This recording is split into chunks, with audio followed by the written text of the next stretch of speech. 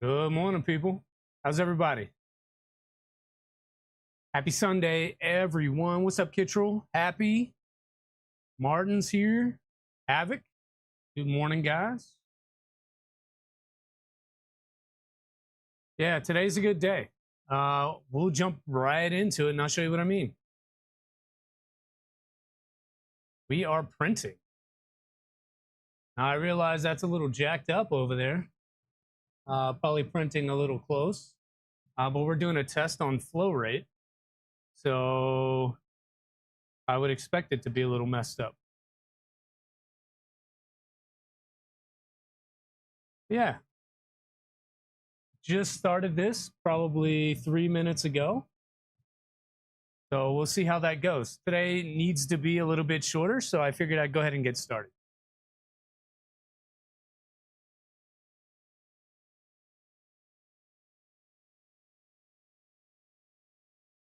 Jeremy's face, good luck. Yeah, we'll see.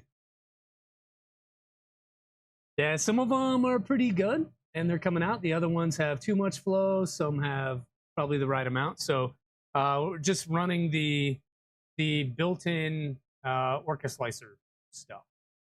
So we can take a look at that one. Yeah, I'm just running the integrated flow rate stuff here.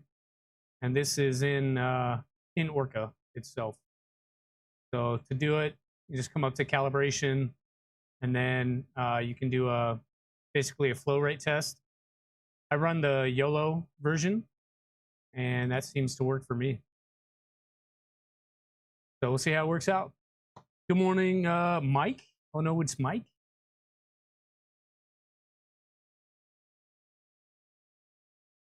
Yeah, so today's a good day.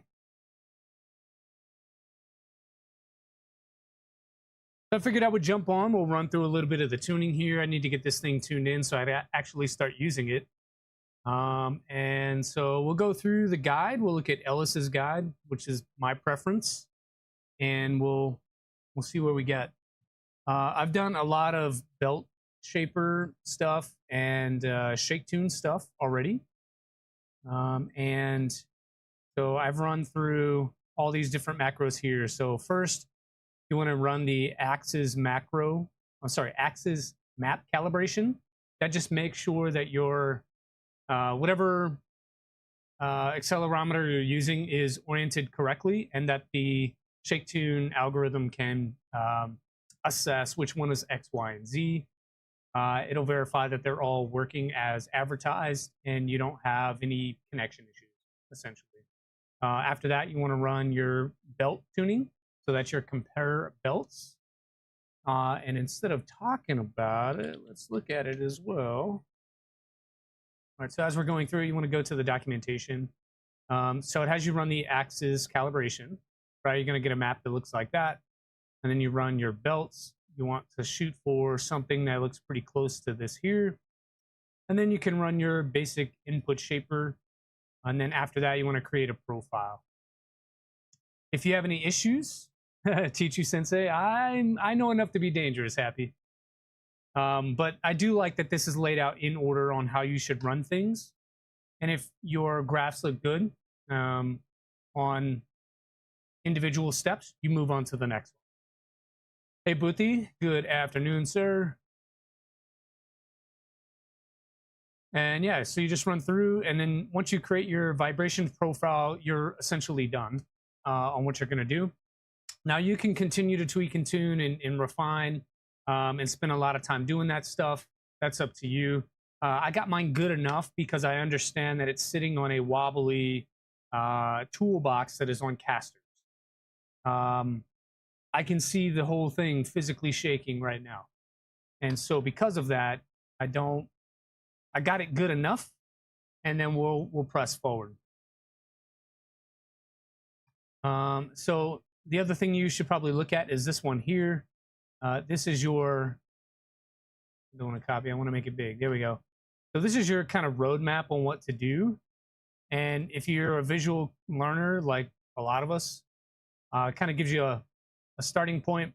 And then does it look good or not is the question as you go through it. So you're running the belt, and then you're checking docs to make sure that your graphs look similar to the ones in the example. And if they are, you move on. If not, it has you do some other stuff. So over here, if they were not good, belts says fixture mechanical assembly and motion system. So that may mean retensioning things. That may mean going back and double checking all the hardware to make sure it is tight. Nothing is binding, that kind of stuff. That's what you're doing this morning, making a printer stand, first wood I have cut in a long time. I have never built a stand. I probably should. I like those big industrial racks from Costco or Sam's, or I guess now you can get them at Home Depot, Lowe's, that kind of stuff. I like those things. The only issue I have with them is that they come with metal grates instead of like a flat surface. So normally what I'll do is I'll either get some plywood if that's cheaper, or MDF, and just have that cut to size and put that on top of the rack. And that's what I use for my machines. Not all of them are set up that way. Some of them are on pavers, and I get those connectable like foam matting. I'll put that foam mat down and then put a paver on top, and then put a printer on top of there if the footprint is small enough. So for things like a V-Minion, an Ender 3, the SK-Cube, the Bamboo Lab X1 Carbon, all of those will fit on a paver, and so that's what I use for those. For the Vorons, like the 350, this Inertia Cube, stuff like that, I need the wood. You wish you had room in your vertical, in your space. Yeah, this room is, 8-foot ceiling, I think. That looks about right. But the racks, even in the very uppermost connection point, puts most printers pretty close to the top. Something like this Inertia Cube would do well up there because there's no box turtle or anything on top of it. If you wanted to add a box turtle or something on top of the machine, there's not enough room to open the lid for something like that. So, and then also these machines are big, bulky, heavy. Trying to get it overhead, 6 feet up is a little difficult unless it's going to live up there and you got a partner to help you. Then you can do that. But then, you're opening the door to try to reach in there and get your print out. So having like a little step stool is handy. That's functionally how I do it, if I'm being honest. And I've got 1, 2, 3, 4 printers that high up. And then my main Vorons are kind of across the middle, and then the bigger ones are at the bottom. So the 350s are at the bottom of the machine, of the rack. And then to my right, kind of behind the Inertia Cube you're looking at, the rat rig and the Delta are on the floor over here because literally the Delta fits nowhere else. You need more machines. You should build one. You gotta build your machine. So this one is roughly halfway done. We are not printing crazy fast or anything like that. Only doing the flow rate tuning on this to figure out what a good flow rate is for ABS. So we'll do some math here on that one in a little while. Right, so going through a little bit of this, it talks about line width and all this stuff. It says you want to use a percentage of nozzle diameter, but not everything permits that. I want to say Orca does, but I'm not 100% sure. In all of the categories, it does actually. Yep, it does support that. So if you want to run something that's 120% as per the guide, then you can do that.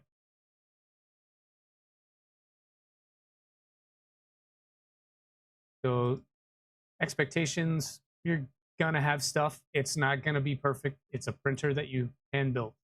Most of the parts are gonna be plastic, so you may, in certain lighting conditions, see kind of weird things. It goes through some gantry squaring. This does not apply to the Inertia Cube, so I didn't run through this at all. But if you have a printer that's sort of open frame like that, not as rigid, not as simple to get gantry squared, then you can run through this and it'll guide you on what to do. Jumping into tuning, I did the extruder calibration yesterday and I did it hot. because that's how I print. That's what I prefer. And I didn't want to remove all of the stuff. Havoc says he's working on getting the parts printed for Inertia³. And when you sell your spray gun on the 11th, you'll order the frame and motion component. Nice. Nice. Let me know if you need any help. So this is what I did. I went through. It turns out that for me, the Orbiter 2 stock rotation distance was perfect. 4.637. That was the perfect number for me on this setup. I had a little bit of an issue because I forgot to remove the gear ratio.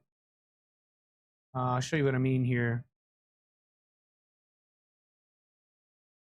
I forgot to remove the gear ratio in here, and it caused me some issues, and I couldn't figure it out for about 5 minutes, and then I forgot to comment this out.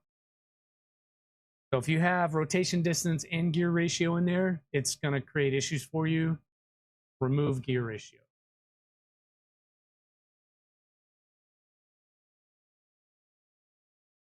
That allowed me to tune, and I was able to get my my correct distance, my E-steps. Thank you. So going through that, different firmwares, and then you just update as needed. I clean the plate. That's something I do every time. So clean the plate, add Vision Miner to it just a little bit, and that helps it out. I don't even play around with failures. I put Vision Miner on all the plates right out of the box as soon as I clean them. I don't even want to deal with it, so that's what I do. I went through and I did Z offset yesterday, not while printing. This is the first print here that's on the machine, but I did the paper test that you would normally do when you set up Clipper. But for using a cartographer, I prefer to do it hot because things expand and move. So I heated up everything. I let it soak for about 10 minutes. And then I went in and set that Z offset with paper. So I wasn't out here to look at the first layer go down. I was kind of cleaning up around the garage. Good morning, Keela. But I mean, looking at it from here, it looks fine. You can run the patch test, but like I said, I prefer to run the inbuilt Orca Slicer stuff. Hey, good morning, Bill. So that's what we're doing right now. We're kind of doing 2-in-1. We're doing the first layer test, but then also the extrusion multiplier at the same time, all in the same. And we're just doing that from the slicer. That's that. Next thing we can look at is linear advance. So this is what we're doing right now. I'll need to go in and... Oh, that's crazy. So it has us do calibrate first, pressure advance first. Oops. Well, it'll be a good first layer test at least. And then we can do the linear advance here. I think I like the tower method because the tower kind of gives me an idea of what an actual print is going to look like. The line method will absolutely tell you what an individual line will look like, and you can pick the best individual line. It goes a little quicker as well. So we may do that today just based on time. But realistically, you should probably use like a functional print, something like a cube or an actual part that you print all the time. That way it looks good in what you want. But going quick as we are today, probably going to use the pattern method here. It's a little faster to look like that. That'll be the next thing we do. So Keely, you guys see it, right?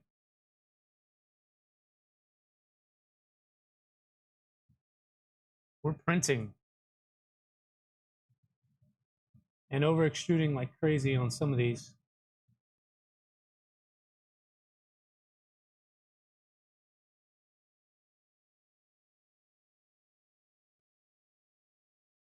Looks like the back left one there curled up a little bit, came off the bed a little bit. Blew you out of the water. No, you guys were focused on Stealth Changer and Death Racer and Murph. so it's acceptable. I know, look at that guy. I don't have any of the new ones. These are the ones that Jeremy sent me the other week. So that guy.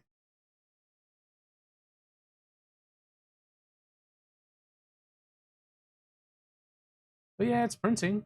So I'm happy about that. Gonna put auto tune. I did auto tune. I can show you all of the things that we did. We can go through it real quick. So in my config, I have TMC auto tune right here. There you go. So auto tune, I run it on auto. That way it can change based on the performance. But if you want a more performance-oriented machine, you can put that in there. I'm also running 48 volts on the X and Y motors, and then 24 on the Z. I removed it while troubleshooting for the extruder. I could turn that back on once the print finishes. So that's a thing. I'm also doing shake tune in camp. So shake tune is down below, but I'm running all the camp stuff here. And then also, what is some of the other things? Because I'm running Calico, my input shaper gives me some smooth shapers that I can use instead of having a damping ratio. You can use a smooth shaper, and these are not, again, great perfect graphs. These are very much good enough graphs. We can go through some of those here in a second. Hey Midnight Wolf, good morning. Hey Low Sync, good morning. Hey Cybertech. Dude, I've been checking out your printable printer. I'm excited for that project. That looks pretty good. If you guys haven't seen Cybertech's printable printer, I want to say you're posting about it on the Lee Marie Discord. If you're not in there, go check it out. But Cybertech's doing a printable printer. So the frame is printed. It seems like most of the parts are printed. It'd be a really cool project, especially to use up some of this filament I got behind me. Yeah, so we're running Calico. That gives us the ability for different input shapers. And then also auto tune, like Cottrell was talking about. I'm doing, also because of Calico, you can run some Z thermal adjust. So if you're not aware, as your printer heats up, things expand, metal expands. And because you have different types of alloy in there, they expand at different rates.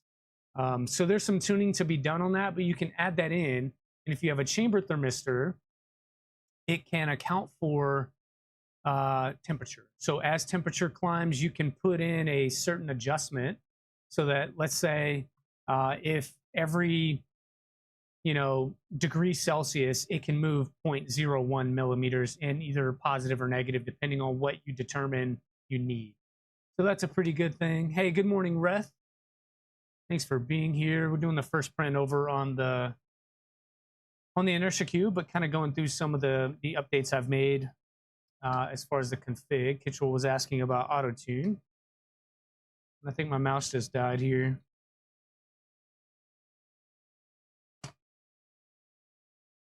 It probably did. Let me switch out this battery. Where? I know I got another battery in here. Here it is.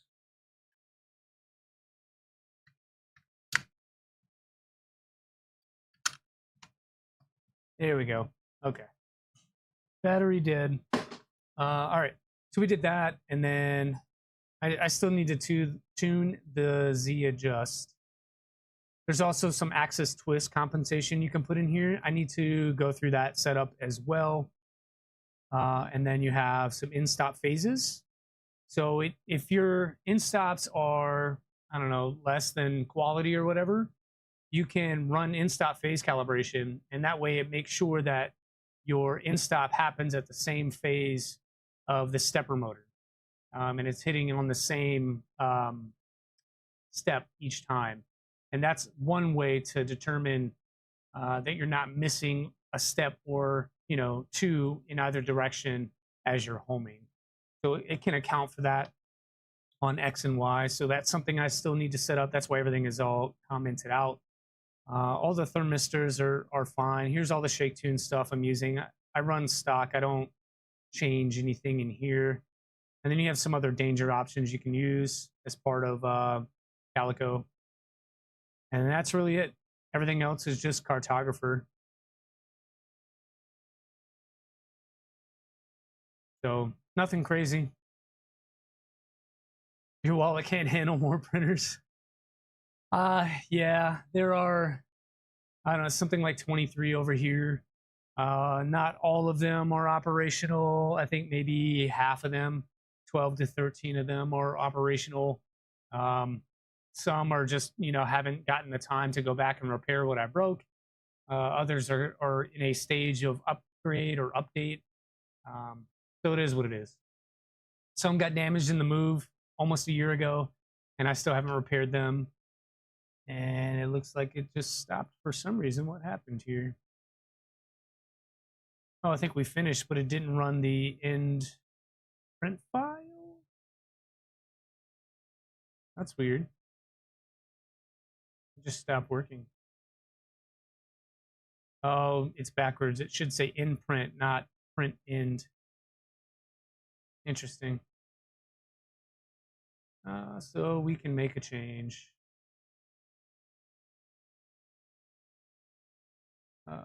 So that says in print here. In my slicer, it says, I think I might have put it in backwards. Yeah, and the slicer says print end. So I'm going to change my macro to be print end.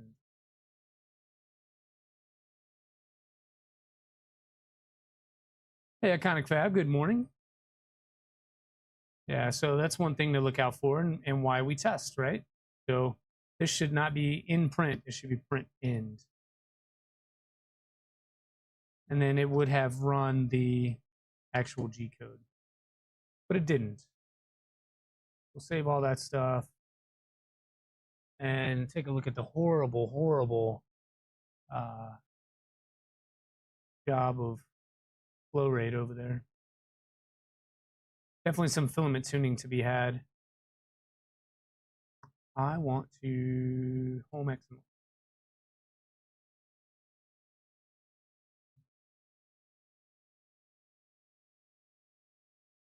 Take you over and show you what I got here. Yeah, you can see that just on camera. It looks pretty terrible. So there's something going on with the flow rate there. Not exactly sure what I did. On my scraper.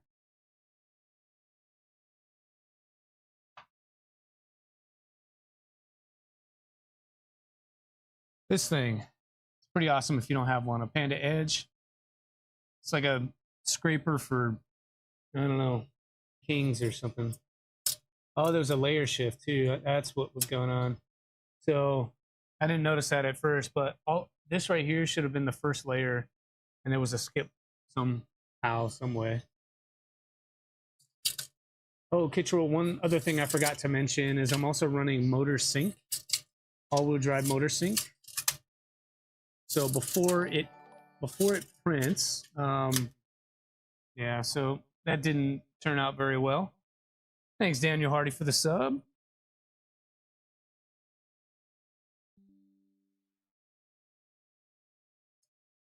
So that is unfortunate. We'll have some work to do there. Rather than let that release all the heat, close that back up and get them warmed up again.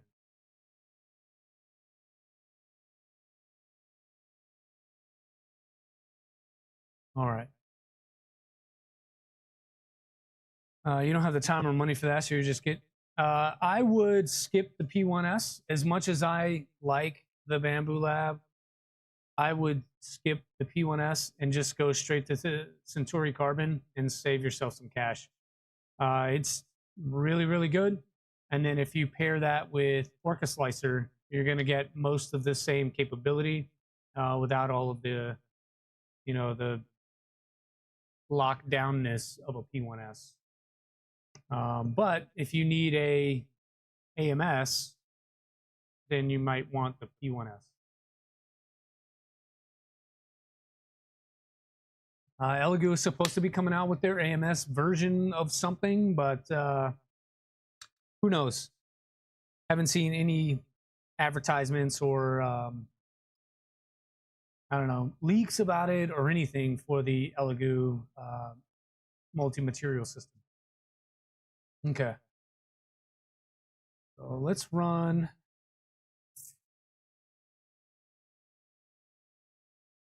I feel like my first layer is fine based on the thing that I saw. Even without a, get a close up on this. Even with the layer shift in there, first layer looked fine. So that's sort of it there. And then it shifted after the first layer. Not sure why. Wasn't out here for it. But yeah, first layer went down fine. Came off easy. It wasn't stuck too hard.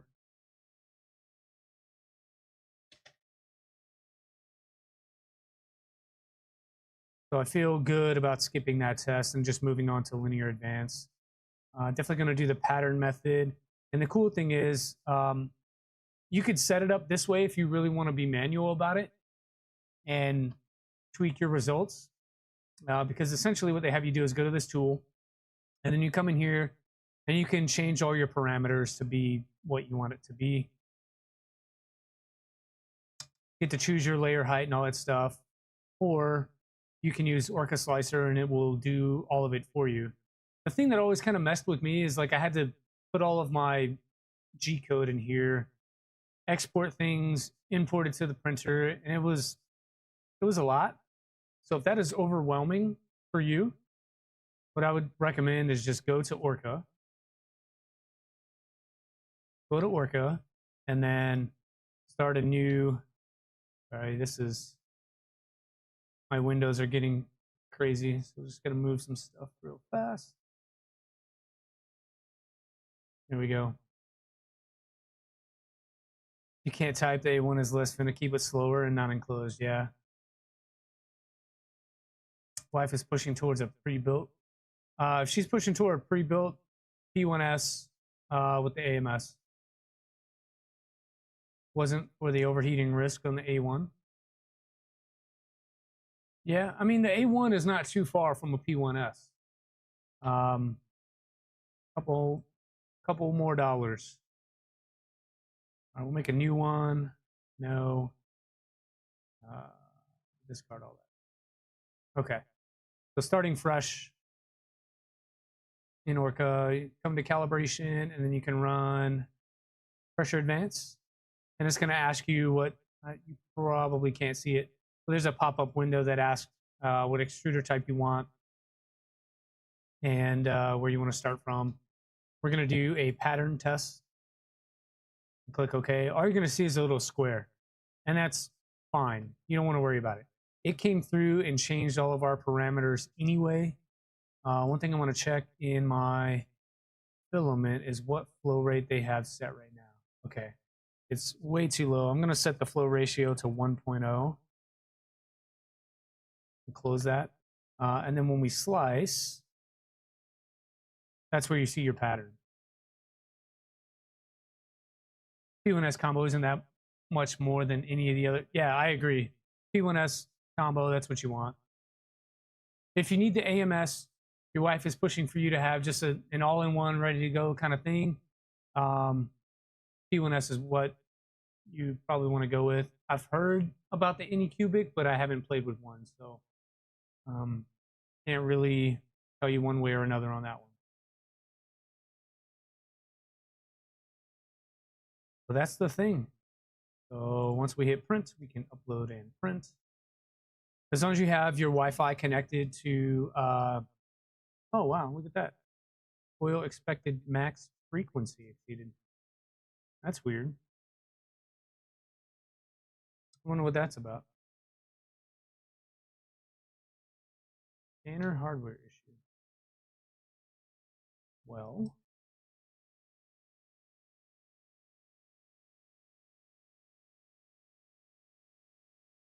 Hey Yuri, good morning.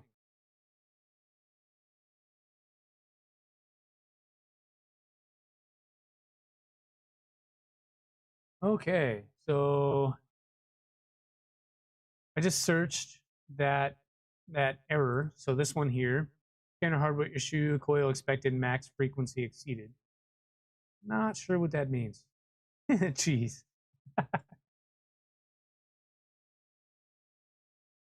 Let's see what other people are saying. So they do have a little bit of a troubleshooting page on the Cartographer 3D page.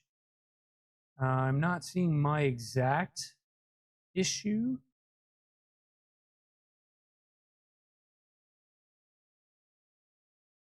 Good morning, Steve. You guys on the way back already?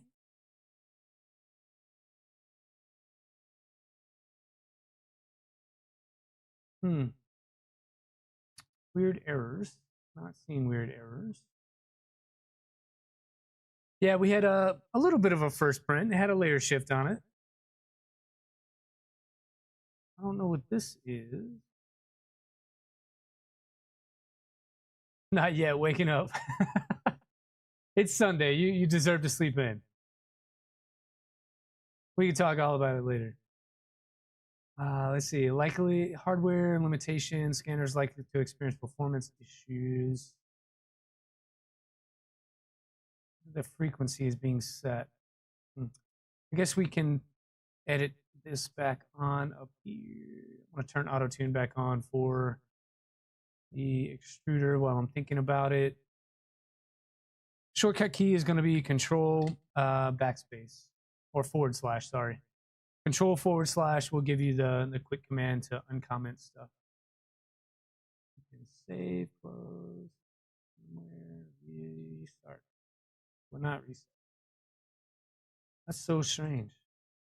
So what do we have to do? Let's stop Clipper.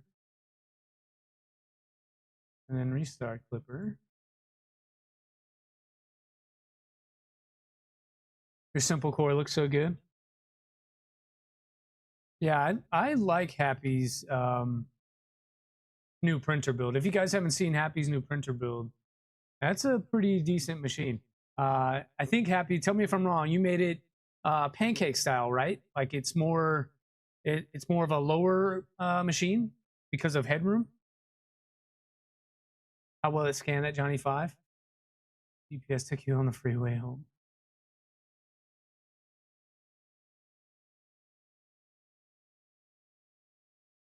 Okay, what can we do here? Maybe caused by issues with the sim link between that and configuration scan. What? Let's see. No. Yeah, 90mm Z. That's almost perfect for what I do. Like 100mm Z, even maybe a 90. Like that is the majority of what I print is 100 or less.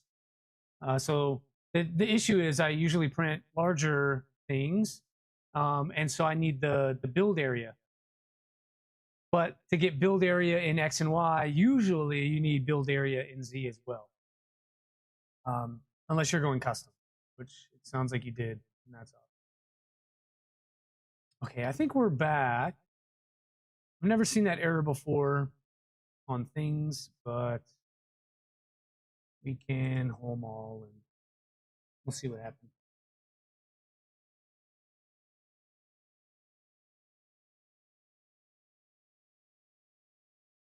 Even ask for a good picture of that scan. I need a scanner. Which scanner are we talking about? To save you from going back and looking, is the Inertia enclosed? It is enclosed. Yes, Cybertech, it's enclosed. If I show you here, so this is, yeah, that's enclosure. There's enclosure over there, and this, yeah, I can zoom out for you and show you a little bit as well. Oh, it's got a like a clicky clack door on it. I just haven't peeled the plastic off of the top panel because the tubes and the cabling like rubs on there. And so what I'm on the hunt for, and if anybody has a good idea, what I'm on the hunt for is sort of a top hat that will take this top panel and move it up maybe, I don't know, 2 inches or so. It is cyber panel set, weighs 17 pounds. What's a cyber panel set?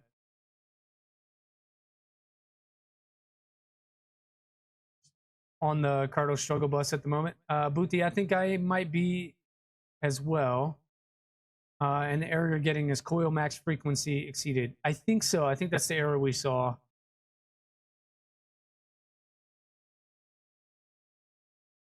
Let's see. Yeah, it didn't capture it in the console, but that is the error that I remember. Top hat, yep. Look at the stealth changer top hat. Yeah, Red. So I've looked in the stealth changer Discord. That's for a 2020. It's a 3030 frame, so it requires mod. I could do those. I just, if there's something that already exists, I don't want to have to add something. That's all. Otherwise, I would have done that. Demoing the Raptor Pro. Okay. I've heard of the Raptor Pro. I've never played with any scanner at all, but I'm definitely interested in a good scanner that's not $4,000. Best bang for the buck. Okay. So Yuri, if I get one of these and I don't like it, I get to send it back to you, right? You're going to refund me?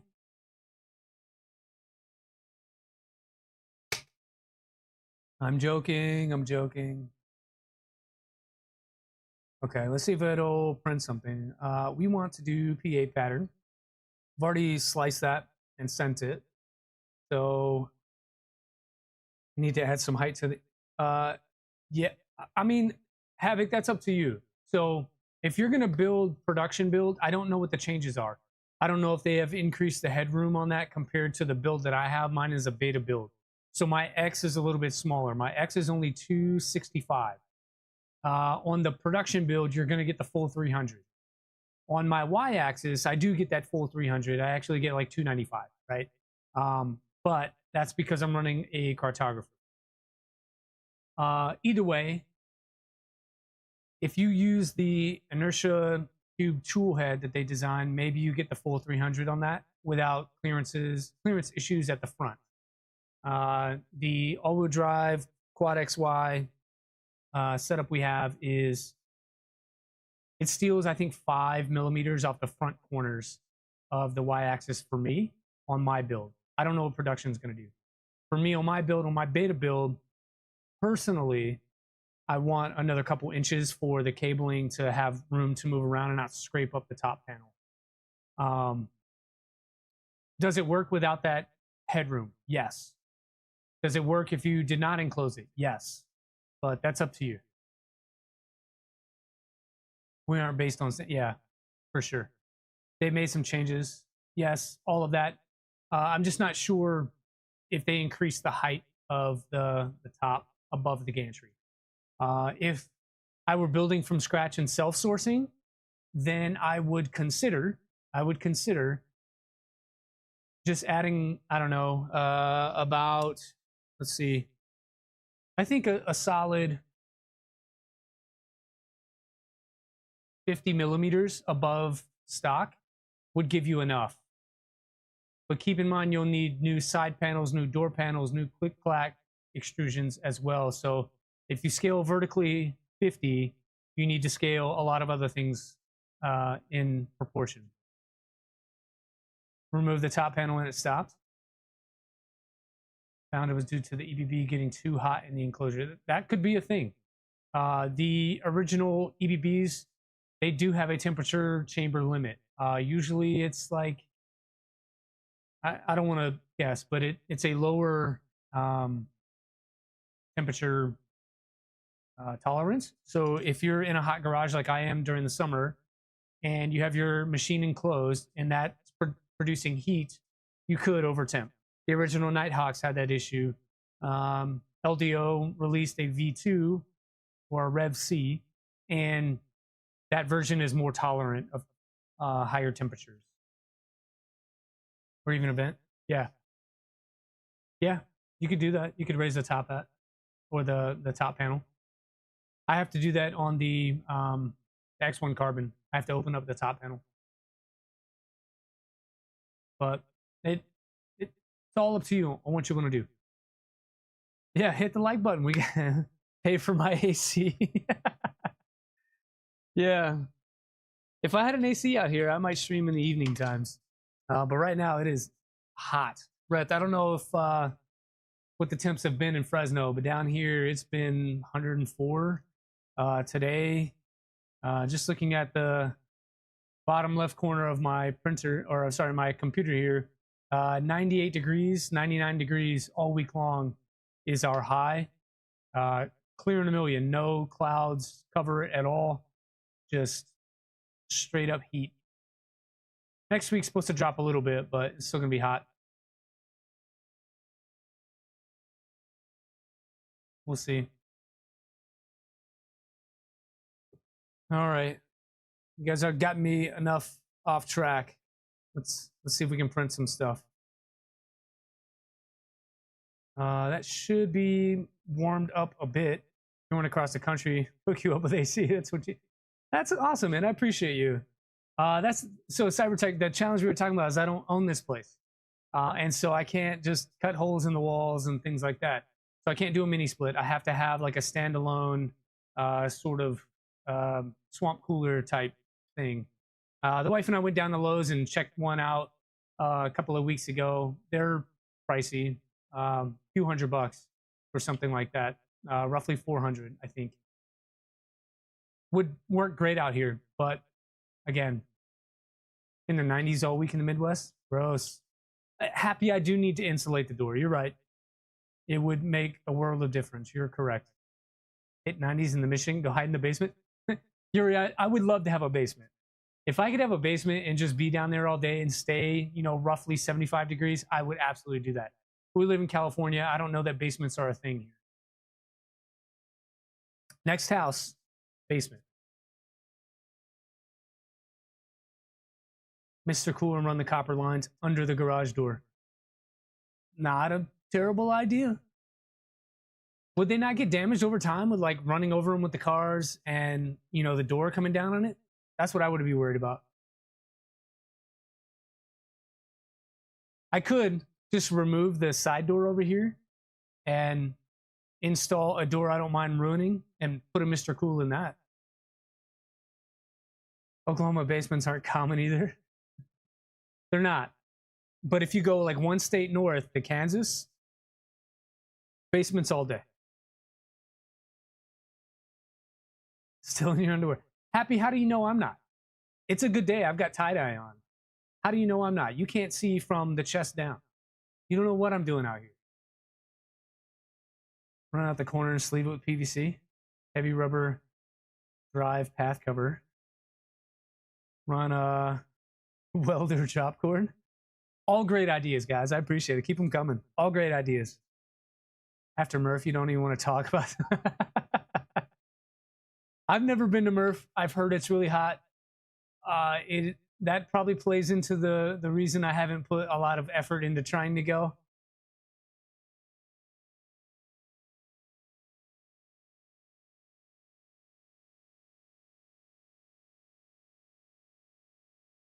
All right, so here's kind of the macros I was talking about, Kittrell, if you're still here. When the printer starts, I have in my print start macro an all-wheel drive motor sync, and it goes through and detects the steps. So I'll show you here in the console. So as it goes through, it's just moving the X and the Y back and forth, and it's adjusting it by plus or minus a few steps. Yeah, tell me what you did, Keela. Moist prep fest. Yeah, so if you look in the console, Kittrell, it's adjusting the motor. So it took the X motor back by 1 step, 1/16 of a step, and it moved the Y motor forward by 2 steps. And that's based on the magnitude of the tension on what it's feeling.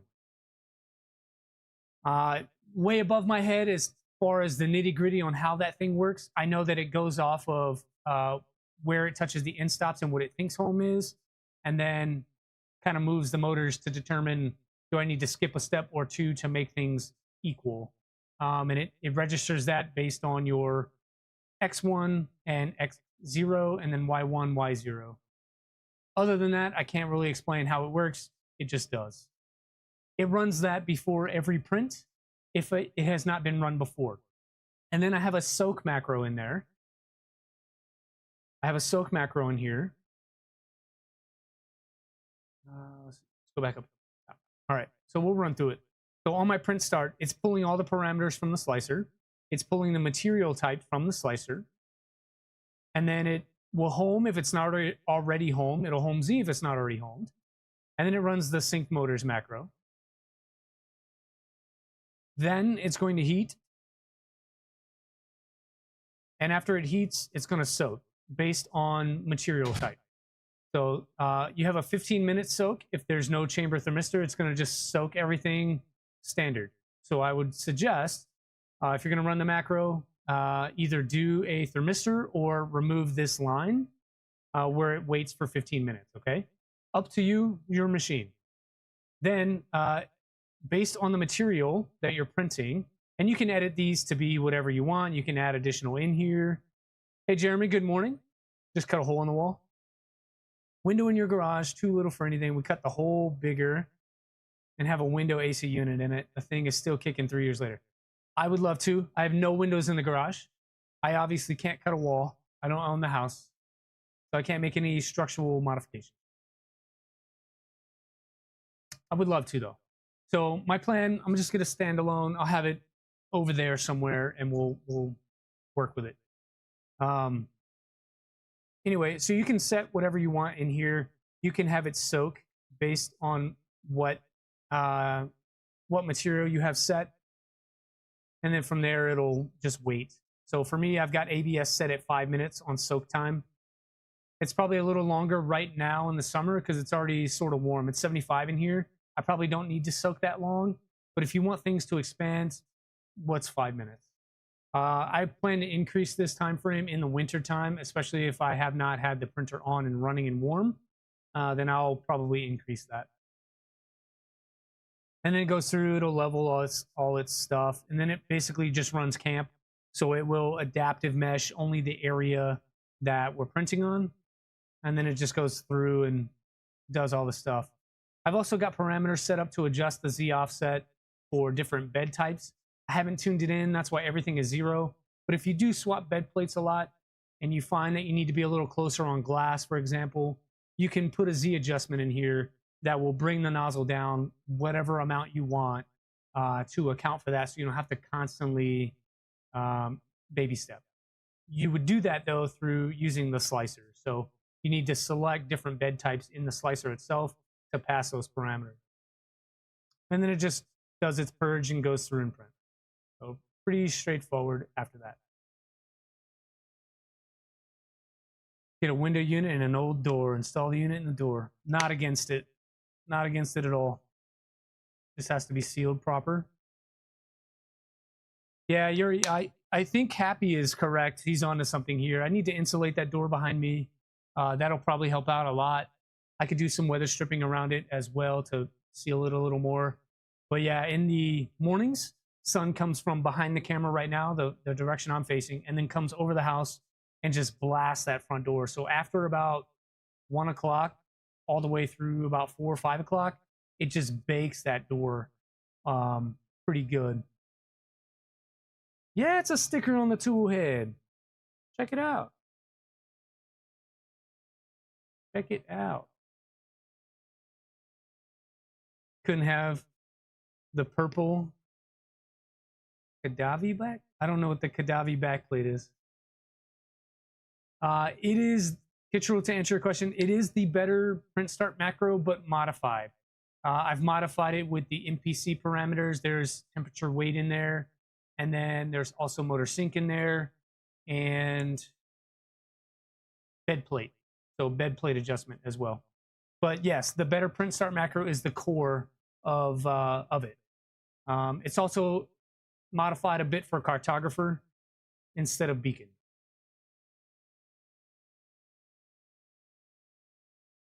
Havoc, it's a hot end, man. It just melts plastic.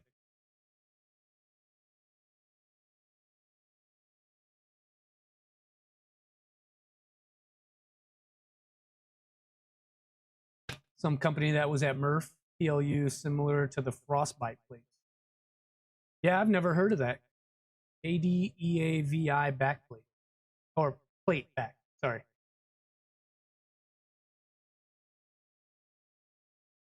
I've never heard of that, but I feel like I want to check it out.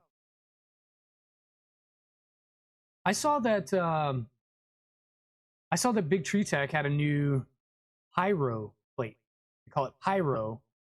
It seems to be the same texture as on this LDO plate, that textured PEI, but it's meant for, quote, high temp printing. So whatever that means. That cable management is terrible, though. I don't like the way that the umbilical works on this. It's just so close to the top panel that it makes it like really floppy at the back when it goes to the rear of the machine. Not my favorite. So there's some opportunity for a mod there to make it better set up for the tool head that I'm using. For that door, that will help a lot. I had to do the same thing. This is the kit you got. Very easy to do. Thanks, Jeremy. Let me open that link and save that for later. Got it. Thank you, sir. I'll check that out later.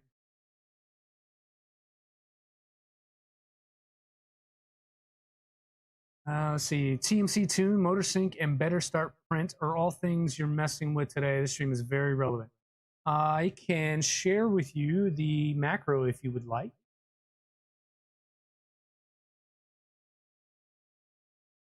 I'll just send you my entire macro on Discord. Are you in the Killer Prince Discord?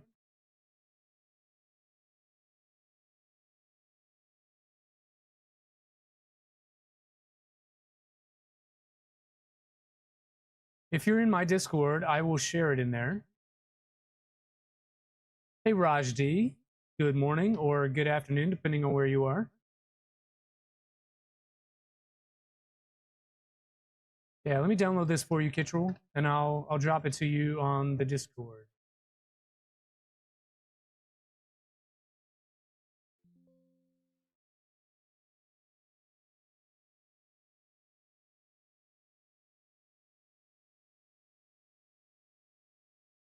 Yeah, the scanning it's doing right now is probably my favorite part about it.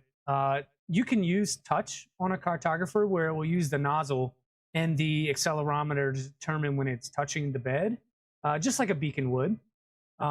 It's a little bit slower-ish, and it works like a tap would or like a BL touch would. So the benefit, though, is that you get a little bit more of an accurate Z offset without having to adjust it. You can change plates, no problem. There's nothing for you to change. It just goes around and touches and sees where things are and will set its own Z offset after you calibrate it. And so because of that, it can be preferred. I still like the scanning feature of it. That's why we use Eddy scanners in the first place. Otherwise, it would kind of just be similar to use tap. Or hell, even the Revo PZ probe.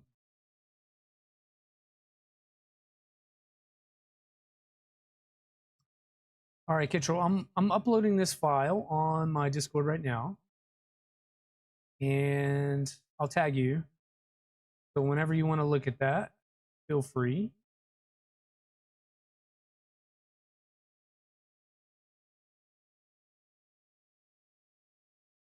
I think I got you.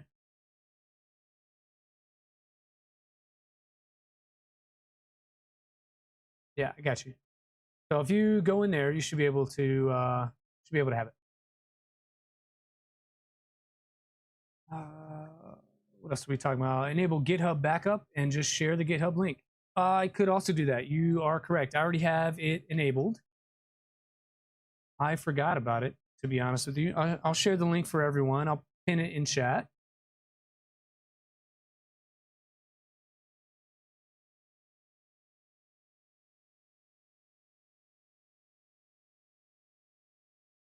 Oh, it turns out I have to sign in.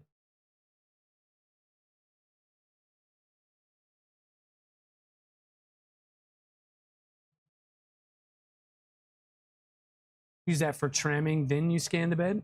Oh, you use touch for tramming? Is that what you're saying? I didn't know that was an option to be able to use both.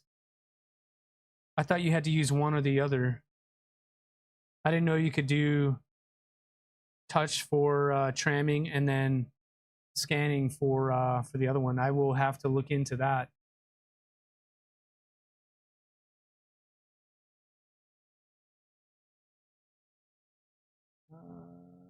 Here we go. Let me drop this link for you all.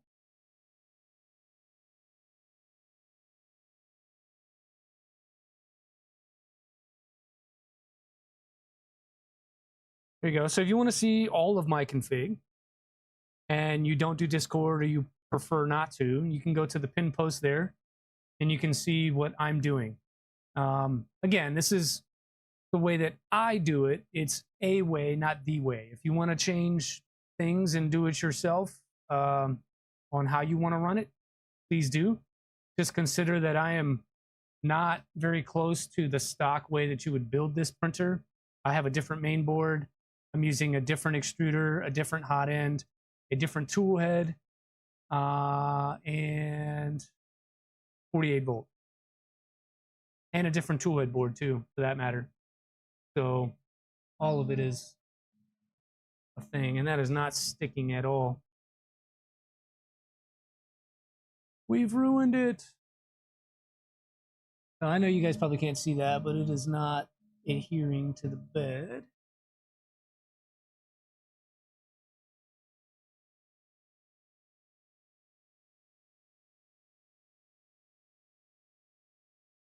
Bad link. Well, it should be a good link.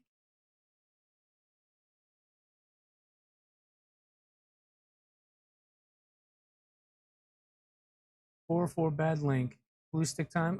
We have good vision miner on the bed. I don't know why that's not sticking though. I'm gonna stop it.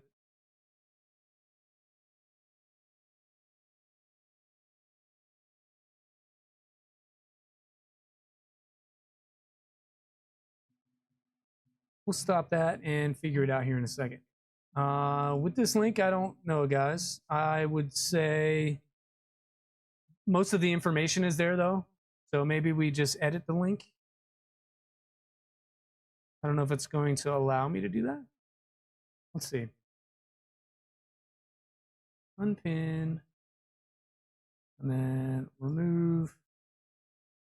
Let's see. Paste. How about now?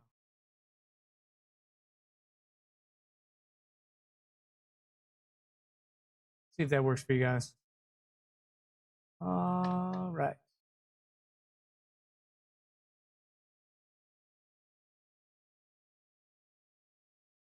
Move that down so I can get in there and pull that little bit of a blob off. We'll take Rhett's advice and we'll add a little more stuff to the bed here.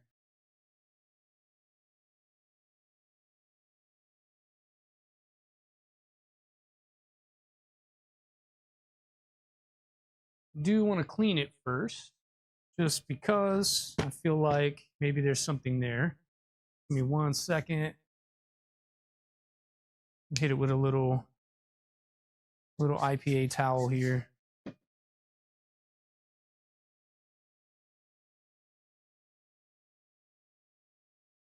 Yeah, Ref, one of the things that I was talking about before you probably got here was that do I use foam brush? I do not. I use one of these. I have this little applicator brush. That's what I use.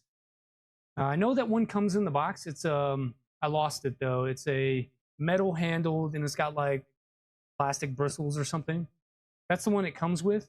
I lost that one long ago, but I have this wooden version of the same thing, and that's what I use.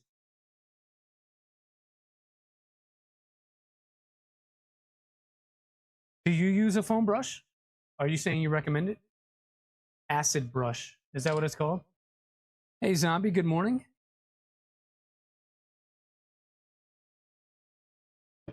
Spread some of this on there really quickly.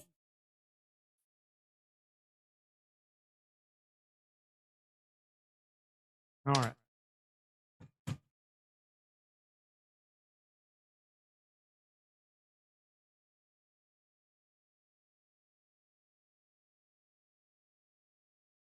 You use a foam brush, that metal hit. That's probably why I lost it, because it sucks so bad.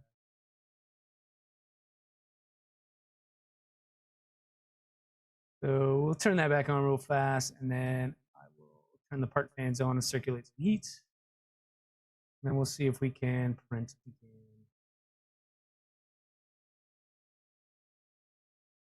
Zombie, you got here right at the good time. Printer's moving, printer's working. Trying to get the first real print off of it. I was able to run one, but it layer shifted. I started right before stream, just to have it going while we were talking and getting warmed up. Was not the best. So cleaning the bed, try it again. We'll see how successful we are. I used to use those foam brushes though, Breth. I don't prefer them all the time. I think for Vision Miner it works great.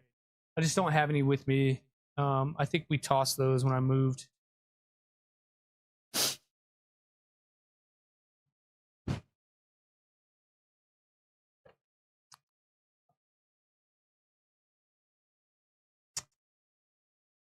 Yeah, Zombie, I saw that you were doing like a Voron need to know stream yesterday. Sorry I couldn't jump in there. Sounded like it was super helpful though. Can you get a link to the GitHub? Sure, in the description of the video, there should be a GitHub link. So if you go to your live stream and then look at the video settings, not the settings, the description, if you expand it out, there should be a GitHub link in there.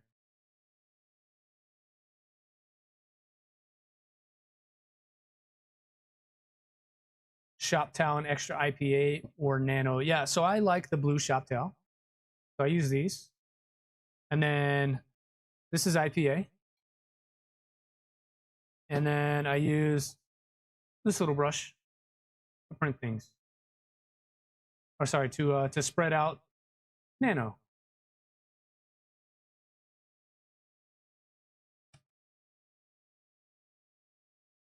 More of talking about people who complain about building custom printers. I feel like if you're going to complain about it, then why are you even doing it? If it's not your thing, don't do it. Buy something.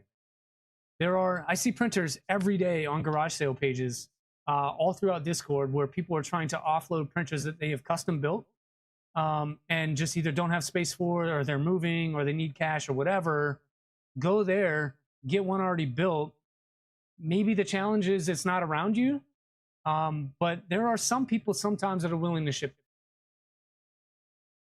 Go and do that if you don't want to build it. Otherwise, you're just not going to have a Voron. Sorry. Hey, Kegel. Good morning.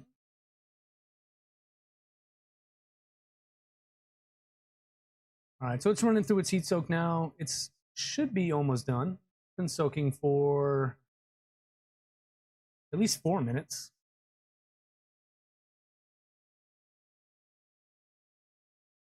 There's a 900 V2 in the Chicago area on Facebook right now. My point exactly. 900 is a deal for V2.4. That's about, if you think about it, just on kit price, depending on which kit that they purchased, anywhere from $300 to $500 off, just in kit costs. And then material, that's easily another $100 in material, plus the time and labor of building it, tuning it, etc., etc.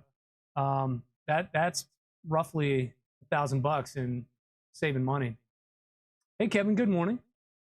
Robin B, good morning. You actually wish you had more time to dedicate? You've had a ton of fun over the years? Same. Zombie, usually this is not a like a chat kind of channel. I like to build, and coming out here and having a dedicated time to do that is the reason I'm getting projects done, finally.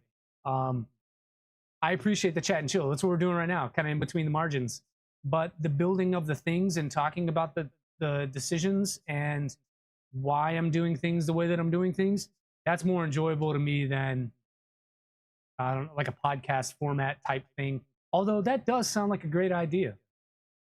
Do like a monthly hangout where we're just talking trash and looking at what could happen in the future with where the hobby's going. The zombie stop playing and critique the new ad. I'm not sure what that exactly means, but zombie does need to stop playing.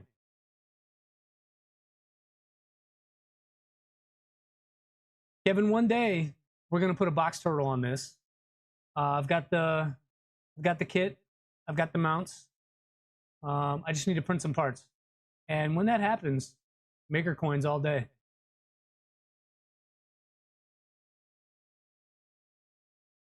Just got to get there first. Hey, Projects in Dad's Garage. Good morning. Surprised you're not streaming or making content out there. If you guys don't follow Projects in Dad's Garage, he's been posting a lot of stuff from Murph lately. So if you didn't get to go, I didn't get to go. Go back and watch his stuff. He did a lot of highlights with a lot of the vendors and stuff that were there. Go check his channel out and get a little taste of what Murph was without all the heat. You need a multicolor for sure. What's a maker coin? I don't know. I feel like I don't know how you feel about it, right? But it's a huge deal with maker coins, and it's like really starting to catch fire. Last year it was kind of a thing. This year it definitely was a thing. And there's always like the next thing. Like, what is the next thing? Driving to Jersey. I'm sorry. Maker chip. Shit, my bad. Maker chip. Words matter. Wrong terminology. Maker chip. You're correct. Maker chip. Gerari from his video. Yeah, Gerari's awesome with organization. K2 Kevin's also awesome with organization with his oh man, whatever the hell they're called. Help me out here, Kevin. I've got one. It holds all of my things and stuff as I drop it on the floor. But that container system that Kevin has is awesome and beefy, and Gerari does like sliding drawers and containers and things like that. And between the two of them, my desk is starting to transform. Rugged organization system. Thank you, sir. Let's take a look at that really quick while this is playing around. There it is. So this is on Maker World, but you can get it at printables and that kind of thing too. But you can organize everything out like this. And I really like the hex pattern on this stuff. It just looks great. You pair that with what looks like maker board, not maker board. Names are escaping me right now. Multi-board. Pair that with multi-board and you get like a whole freaking system. I'm printing this right now. Be right back. Multi-board. Thanks, Thunder Keys. Yeah, so you have multi-board in the back. And then the other one I like is Gridfinity for all of my toolbox type stuff. So between Gridfinity, K2 Kevin, Gerari, and multi-board, you should have no clutter in your space. Although many times I challenge that. Spending all your money. This is free. Multi-board is free. Kevin's rugged drawer system is free. Gerari's has a small cost to it, but it's pretty affordable for what it is. And Kevin has all sorts of just different organization systems that you can use. 144 different models. Still have the clutter? Yeah, we challenge Thunder Keys. We're pushing back against K2 Kevin. It's called rebellion. He wants to organize our lives, and we say, don't tell me what to do. But yeah, Kevin has a lot of stuff. I'll drop his thing in the chat here if you guys want to check that out and support him. He made the maker chips. He made the maker organizers. He's done the organization system. Go out and support Kevin. Awesome human. I got to meet him at Remurf for a little bit, and we chatted briefly. Really, really awesome dude.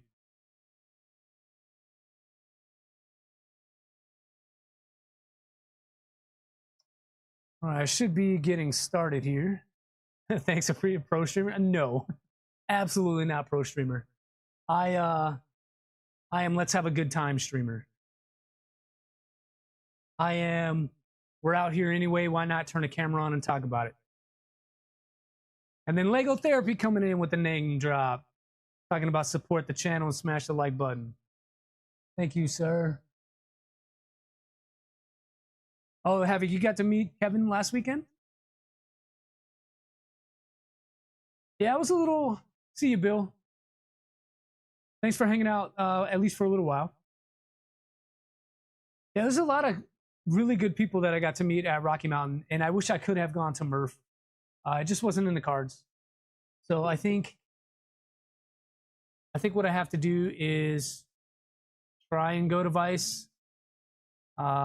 It's just, I don't know if I'll be able to make it work or not.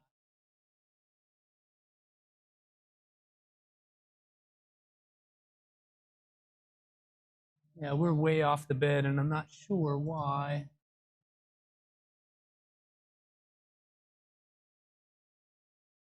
Like no filament coming out here.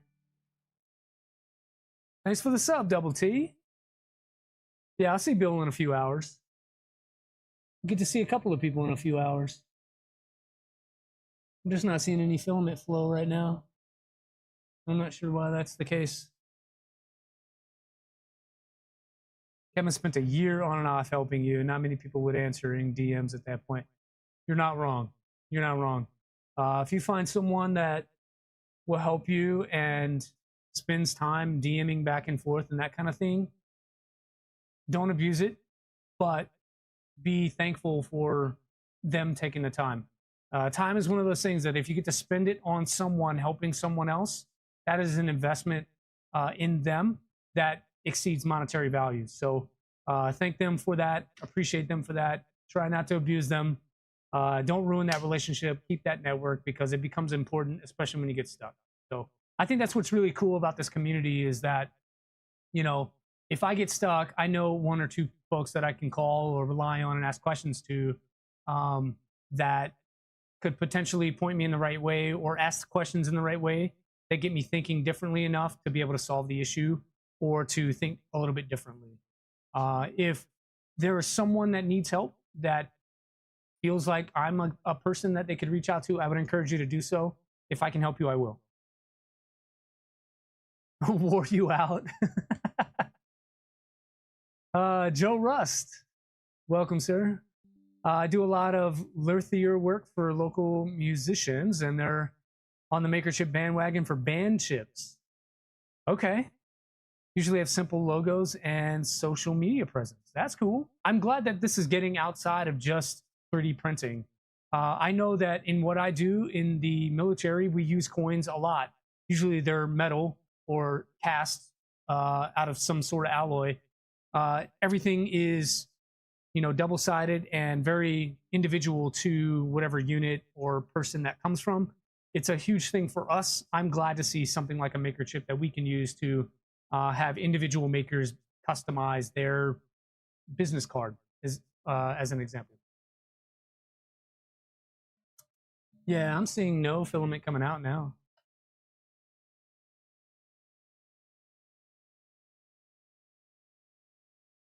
And then when I cancel, it's not actually canceling anything. So I wonder, I'm gonna delete that. I wonder if I need to Yeah, there should be filament coming out, and there is not at all. So I wonder if it's a little bit clogged. We'll cancel that guy.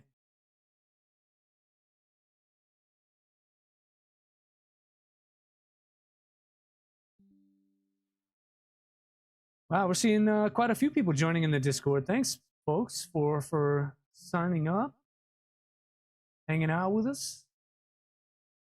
Let's see who all joined. We've got Low Sinks in there. Thank you. AFM 380. Thanks for joining the Discord. Okay, so we just stopped that. I'm gonna clear this out. Not exactly sure why things are not flowing, so I'm going to warm this back up a little bit. I'm going to extrude some filament and see if that's working. What tool head am I running on my other i3? I don't have another i3. I've only got the one that you're looking at right now. And it's a Reaper tool head. I think you know that, but in case someone doesn't, it's called the Reaper tool head.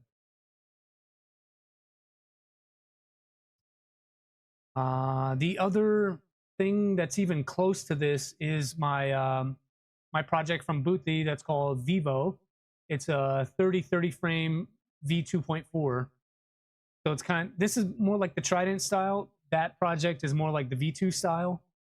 And that one uses a XOL. Are we still heat soaking? No, I had to stop it, Low Sync, because it wasn't extruding anything. So I'm just waiting for the hot end to come back up to temp, and I'm going to make sure that we're actually extruding and not clogged. Because that last print wasn't pushing out any plastic at all, and it should be.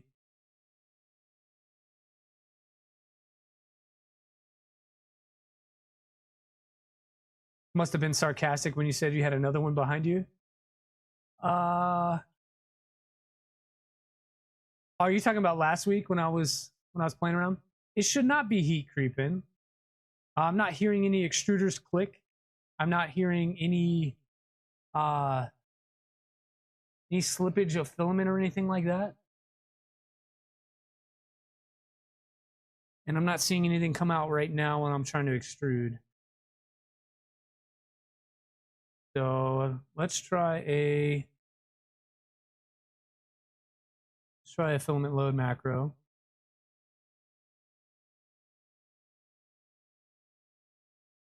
Not sure when, but one of the streams during this, but yeah, so I was probably messing around, being funny guy. I think I was saying that for love the shirt, bring out the color in the eyes. This is for you, Dave.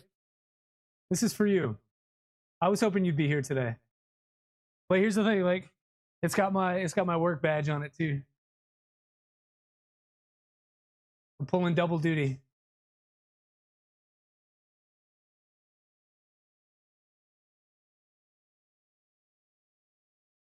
Sprinkle Nips in the house. Yeah, one of these days we'll get XP in the chat, and we'll have an idea of who the actual winner of the chat is. You are awake. Yeah, brother. I don't know how you stream at midnight like that and then get up and do stuff. I cannot do stuff. You need help. Any good questions for CNC Kitchen on Meet the Maker? Ooh, boy.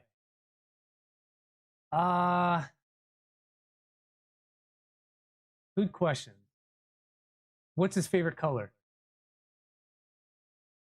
No, I'm joking. A realistic question. You just got to ask for questions and then you decide on what is good enough. Yeah. So the way that I ask questions normally when I'm doing that kind of thing is it kind of plays off the host who's asking, and I vibe with them. So maybe I say something that generates something else in their mind that kind of takes a question a different way.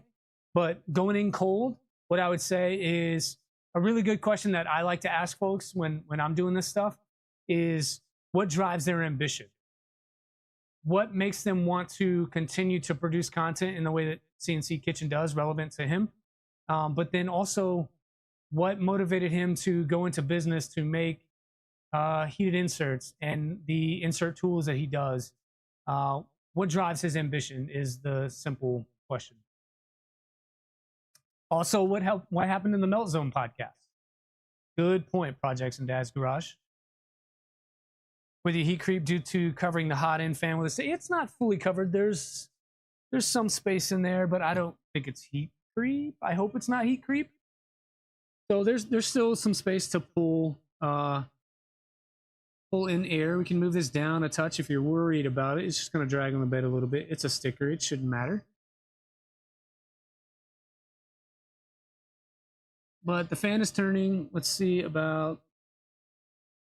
if I can retract the filament or unload it. Macro, unload.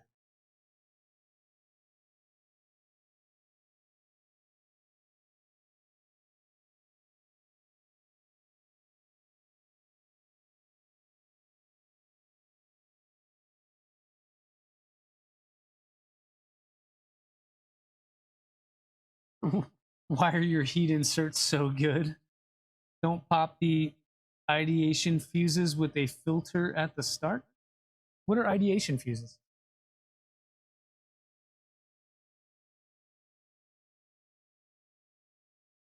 Oh, are you talking about the interview? I'm behind on chat. Sorry, Thunder Keys. I'm behind on chat. Are you going to come out of here?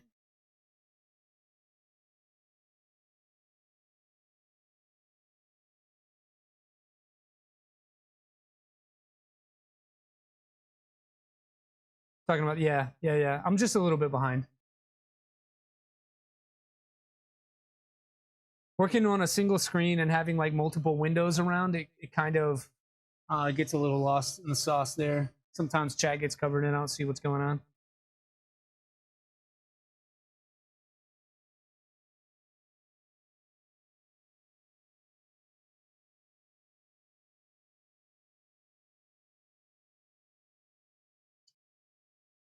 Yeah, I'm not exactly sure what is going on here. I need a 40-inch monitor. I need something.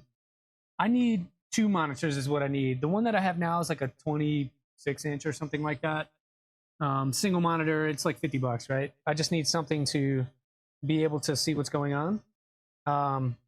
What I would like is double monitors. Yeah, maybe that is some heat creep because it feels like it's stuck in there. Spaghetti sauce or gravy? Spaghetti sauce or gravy? Innocent 40-inch. Check it out. I will do that. I need a second monitor only because I would love to just be able to monitor chat in one window, and have chat going, and maybe like a video of what you guys are seeing, and then have in the other one windows that I'm working on. Projects that 3 monitors. I don't have the space for 3 monitors right now. I need to definitely change the streaming setup and probably move things around. So basically the toolbox that this is sitting on, it's just off camera, the desk that I do the overhead shot, having those two together and move them to the other side of the shop over there, and then get a better camera, back it up, and have it come towards me with the printer rack as the background. That's the ultimate dream and idea. Still some moving around and shuffling of things and stuff to make that a reality, though.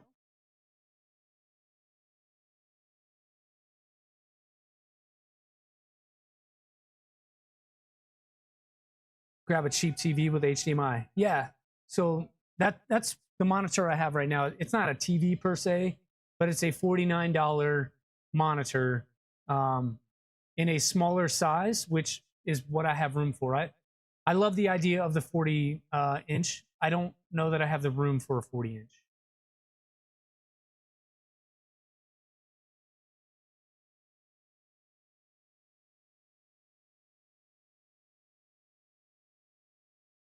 Yeah, I really don't know why this thing is not coming out of there.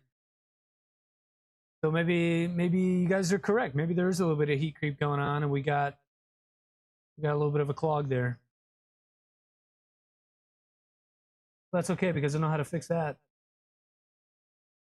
we'll just heat this thing to the moon and drive it out. I was really hoping to get, I don't know, a benchy out of this thing today.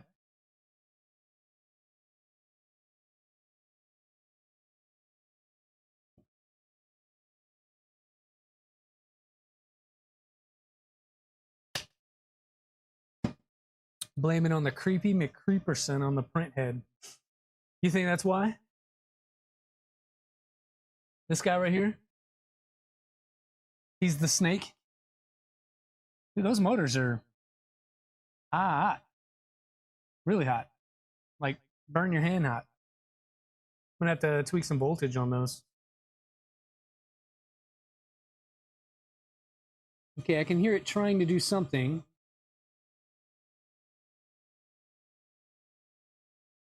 Definitely does not want to come out of there. All right, door's coming off.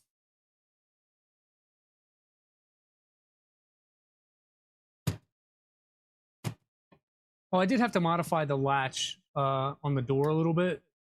Mine, for whatever reason, the latch would not latch into the housing side of it, the frame side of the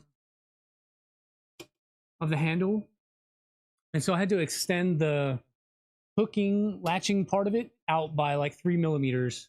So I dropped it in CAD, modified that a little bit, and now it can actually clamp down.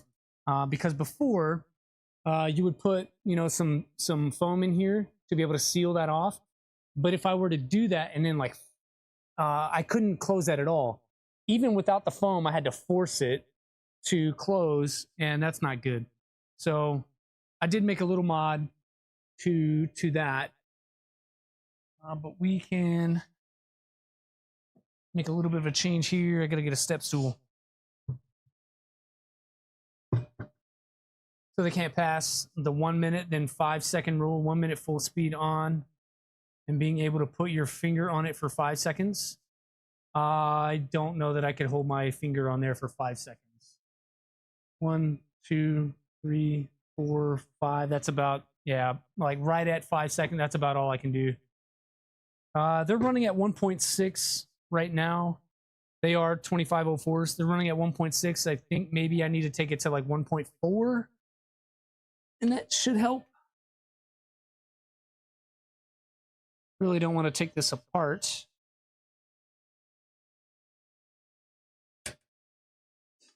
So that just kind of snapped off of there. But I've got one of these. So this is just like a metal I don't know, stick. It's like 1.5 millimeters or something.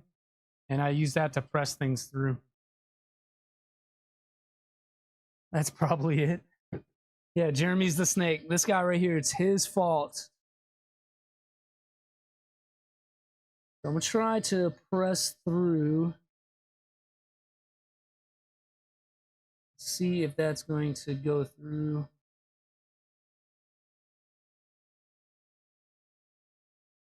I'm not seeing anything come out of there while I almost drop and kill myself. Trying not to fall off the stool while up there, but try also to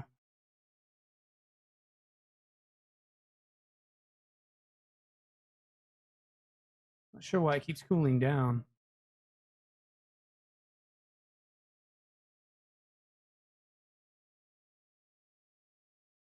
Taking it back up to 250.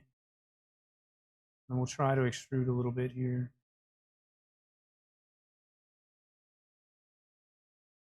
The sticker helps with input shaping. I'm just trying to help out the community here, right? Jeremy and Keela have helped me out quite a bit to get started with streaming and stuff like that. So if I can throw a little bit of advertisement their way, I'm more than happy to do that. They're also really good people. We hung out all weekend at Rocky Mountain and had a lot of good conversations. So if I can help them out, show a little advertisement, I'm good with that. I'll tell you what, let's take this to Let's take it up to 300 and we'll melt that stuff out of there. Oh, you're welcome. You're welcome.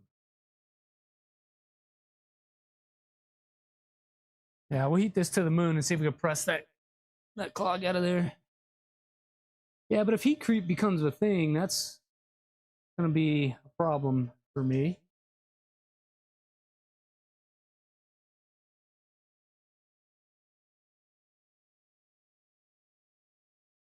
I feel like that filament is pushing through. I'm not seeing it come out of there, though. So we may need to... Nicest people ever? Yeah, I agree. Except for that Jeremy. That dude's a cock. Remember what fan you have? It's a 2510 Delta fan. Yeah, well, actually, not a Delta fan. It's a Honey Badger 2510. One of these. One of these. Honey Badger 12 volt. High static pressure. 20,000 RPM dual ball bearing fans. Yeah, that's what it is.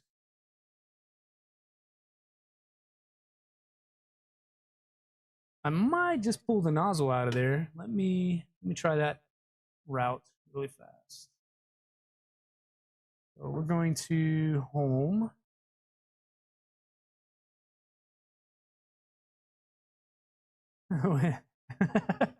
Probably feels the same about you. No, let's be honest. We all come from for the kilo. We stay because Jeremy makes us. Now you guys definitely have like a dynamic that keeps the stream lively, and so that's why we hang out so long. Everyone needs a kilo. That should be your next sticker. Everyone needs a kilo. All right, so now I should be able to drop that 100.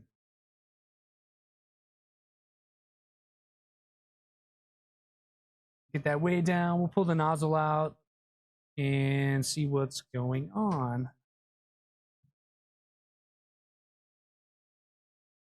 Oh, we'll go 100 more. Let's see. Can I get there?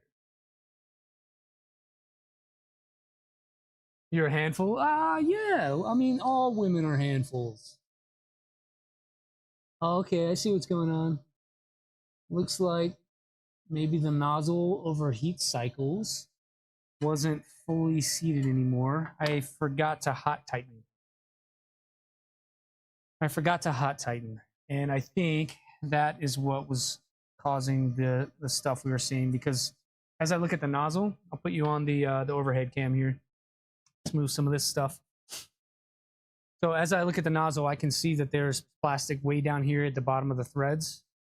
And if that's happening, that tells me that there's some leakage going on around that. So note to self, hot tighten your nozzles. I got excited and forgot and just wanted to print. That could have explained our failure earlier as well, and why my Z offset is not sticking around. It's hot as an MFer.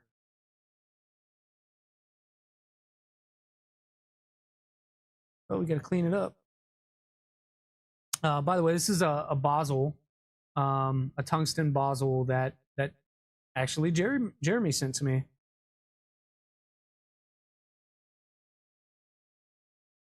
.4. These are like hen's teeth. You can't really find these much anymore. I'm not sure why, but they're not as easy to come by. They come in stock and then immediately sell out, and it takes a while for them to come back. I saw that LDO was developing their own like wobbly nozzle. I don't know how to explain it. But the internal geometry of the filament path is very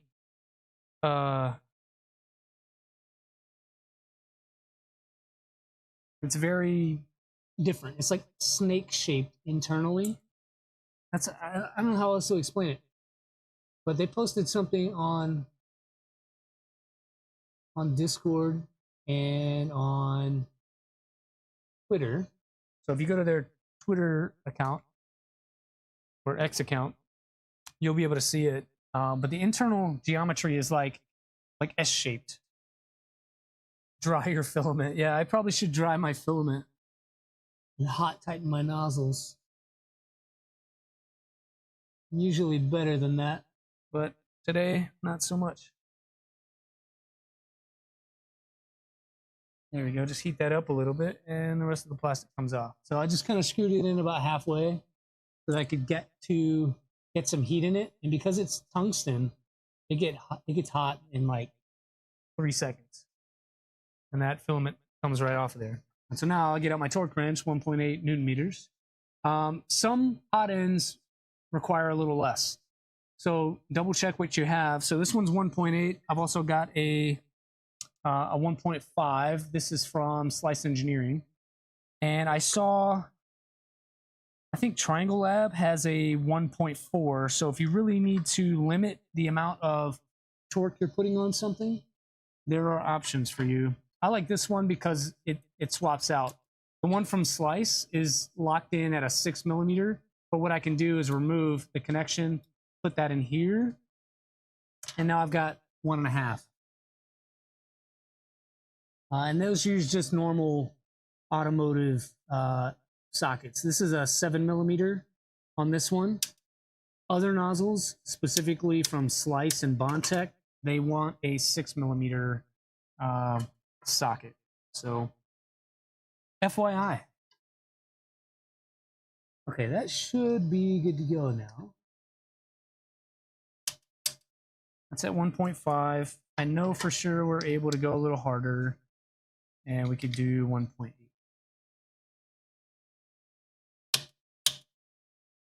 Good. Now, so that's hot tightened at 300C. Terry cracks the whip. You think you had 5 partial, almost full spools of ambrosia.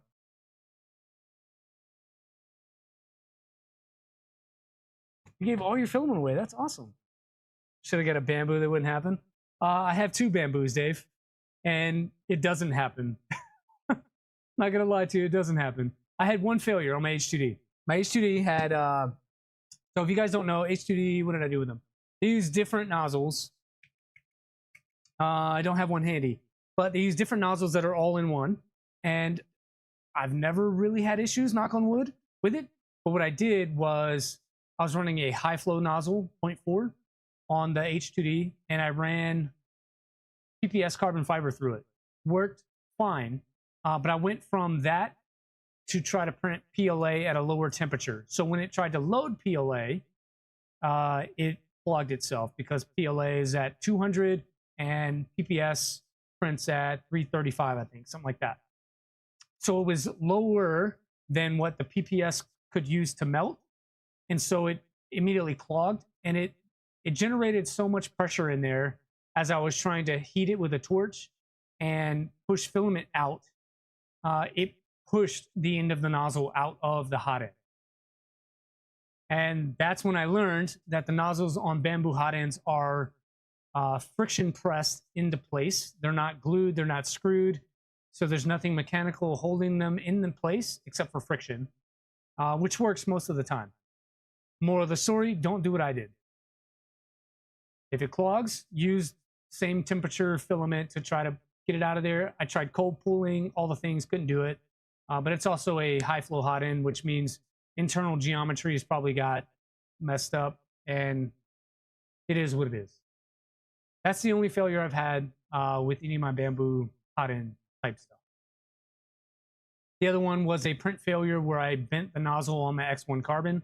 So I came out and it was like at a 30-degree angle, just getting bent over. I replaced it with the E3D Obsidian High Flow, I don't know, 1.5 years ago when they first came out, and it's been great. I've not had issues with it clogging or jamming or any of that. Cool, let's see if we can push some plastic through now. Let's extrude some here.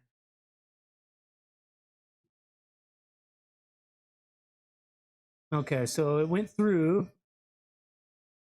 Hot end moves forward on run out. The sensor turns red. And then as I push this tool in there,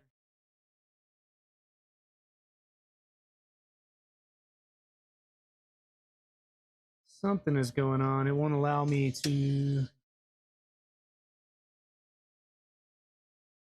Yeah, it keeps running out.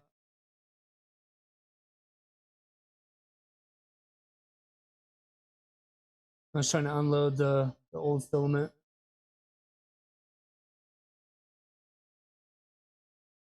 Come on.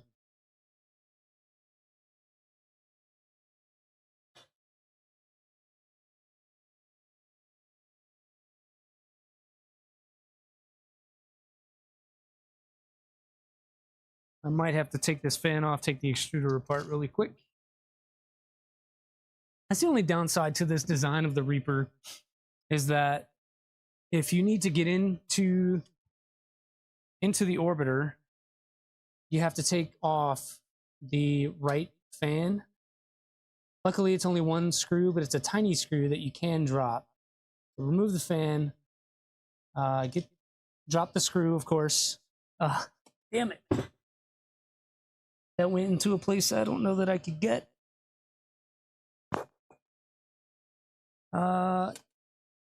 That'll be something to figure out later.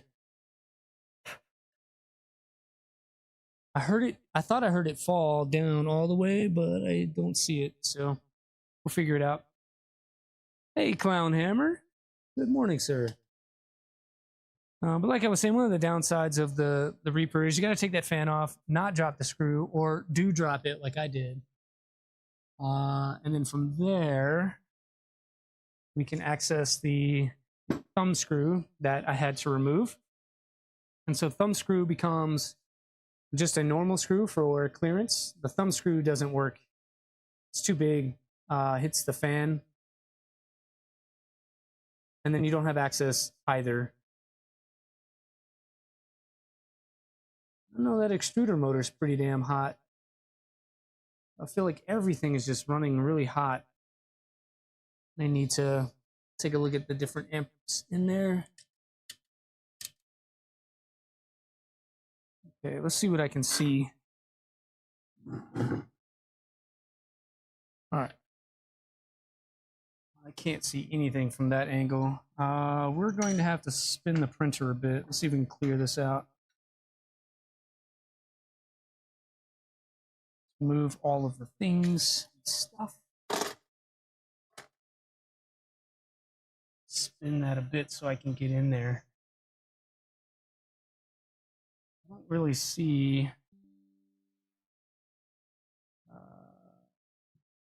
tweezers. Tag Clown Hammer. I know you can't see what I'm doing. I apologize. Oh man, there's a lot of like ground filament in there. So something I didn't do correctly. Stay.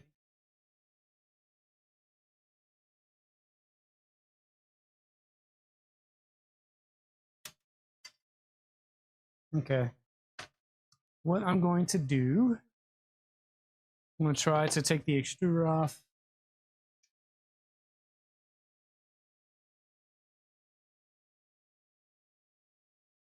I know you can't see. I'm sorry. It's by design. It's on purpose. Give me a minute while we cut this out of here. Try to clear that filament.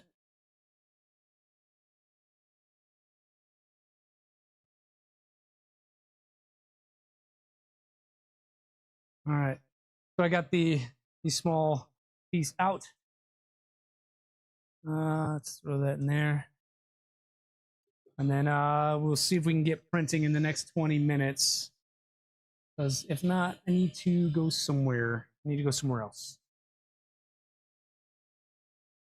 Try to get some of the ground filament out of the gears and the extruder itself. I'll have to come in here with a vacuum and clean this printer up for sure. It is dust everywhere.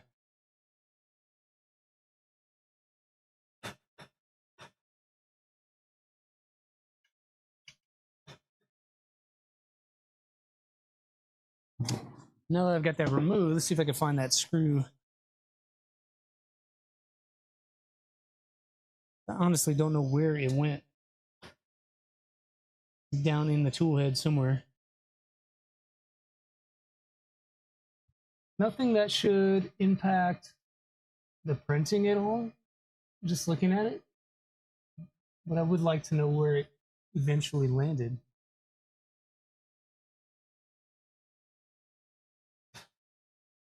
Wow. Okay. Let me get this installed again really quickly, and then we'll press on, see if that solved our issue. I want to press through.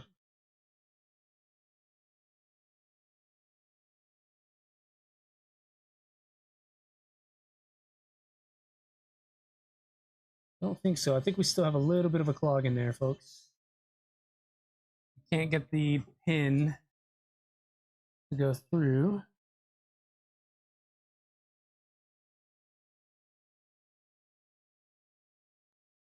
There it goes. Okay. We still heated up? No, that's why. Let's go to 300 on the hot end, see if we can melt some of that out of there.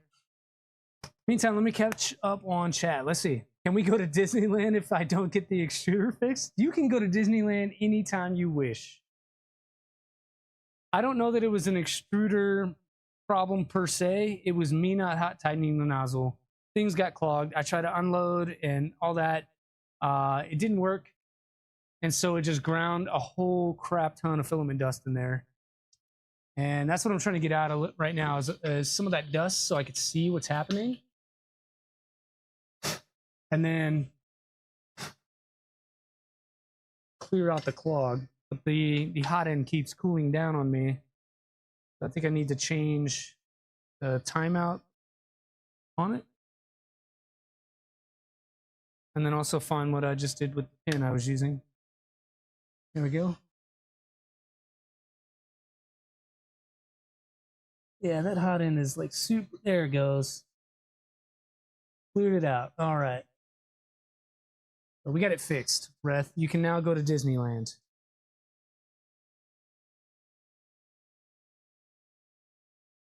All right. Let's see. Let's put all of these back together here.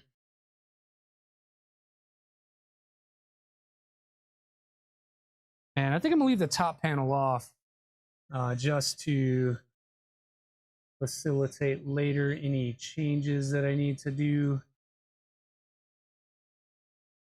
I gotta find a new screw for the one that I dropped.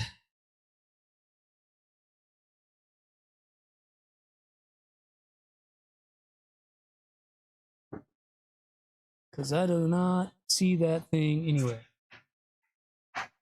Not on the rail.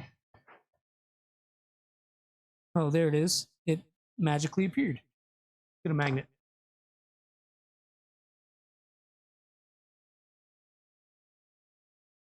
Come on, you can come out of there. I know it. I know you can.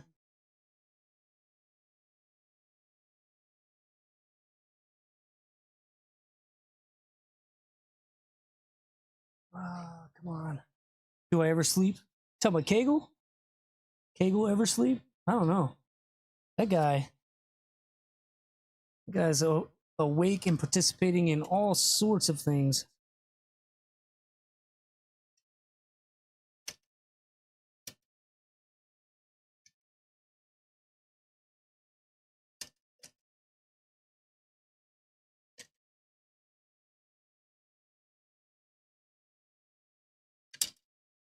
Got it.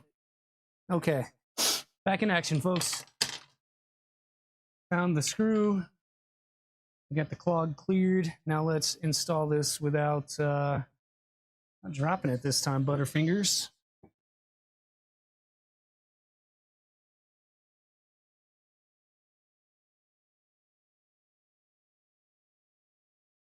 Probably the only negative about this tool head is that one little screw there.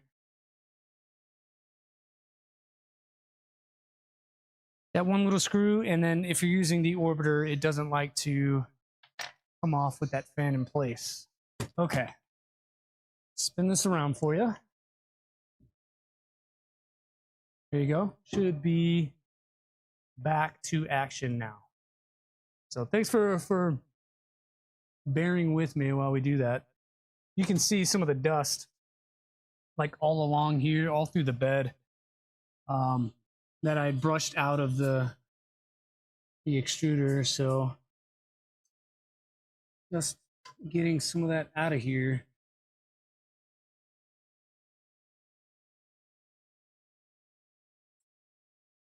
And I'll go through and vacuum all out the bottom. Missing some foam. I am. Yeah, there's no foam on the front. No foam on the front. There's no, and I was short like 8 inches of foam across the top right there. You're not wrong. So I made an order for more. It hasn't arrived yet. It was supposed to be here yesterday, but because I live in the middle of nowhere, they often delay my stuff by an extra day, which means post office doesn't run on Sundays, so it doesn't get here until Monday. The story of my life. So appreciate that. Checks in the mail. Actually, I'm not going to install that again. Let's put a tip on here.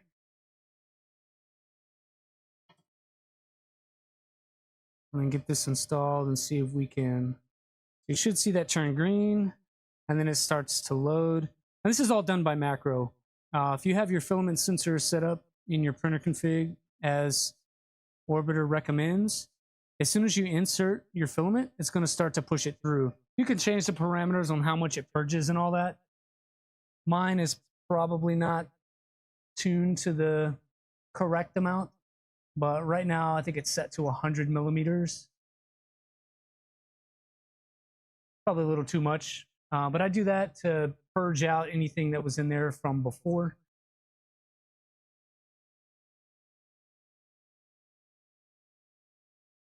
You get all your extra foam from Lowe's. Kegel, Lowe's for me is 45 minutes away. Actually, today I'm going to have do a lunch with some people, and Lowe's is like in the same parking lot, so I may run over there. But again, it's already in the mail. It'll be here tomorrow. Not a huge deal. And it's fairly sealed. I'm just missing the 8-inch strip right here. Like literally everywhere else across the top, sides, back, it's covered. 8-inch strip here, and then around the front door, there's maybe a 3 millimeter gap. Outside of that, it's pretty well sealed. I just thought I had more foam than I did. Turns out it's all 1 millimeter foam, not 3 millimeter foam. But we're good now. Love the, yeah, that auto load feature. That's why I prefer to use an orbiter. That's why there are 2 orbiters on the rat rig. 1 here, and then 3 of my other machines have the orbiter 2.0. This is a 2.5. And the rat rig has 2.5s, but orbiter 2s on everything else. I even have on one machine, there's an orbiter 1.0, which is crazy. You're lucky you get your foam from work. Where do you work, Havoc? Oh, air conditioner. That's right. Yeah, the tool head looks awesome. I love it. Just that one thing, getting that one screw, if you need to take it apart, you have a chance of maybe dropping it. All right, let's move you back down, see if we can get a print going. I think I just want to jump straight to a benchy, and we'll go from there. I know we were going to try some tuning stuff. I was going to walk through that, but I don't have the time anymore. So we're going to add a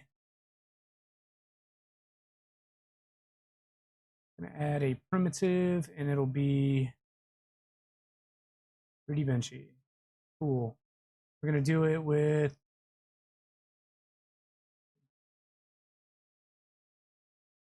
Take it down. We'll do 2 walls on it. We'll do 15% here.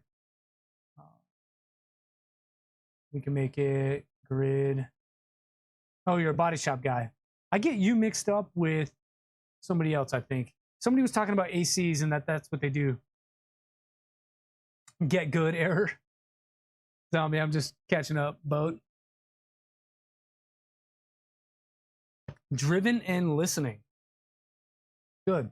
I didn't think that I had a voice for radio. That's Reth usually. All right. Benchy should be good. Let's slide that guy.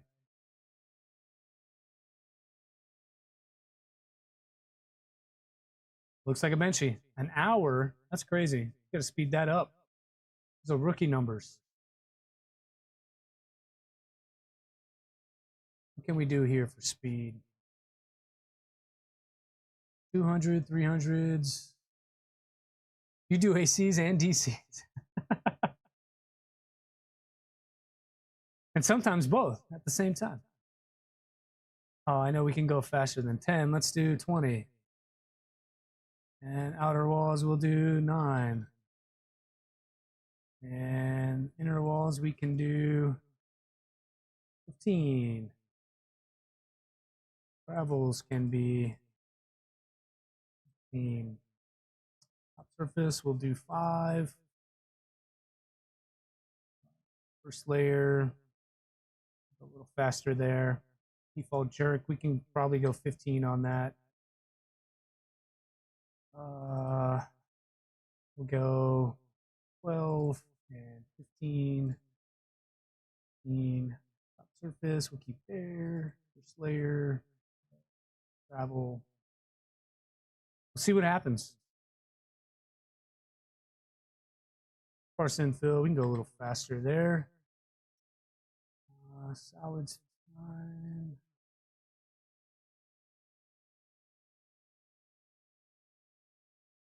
So,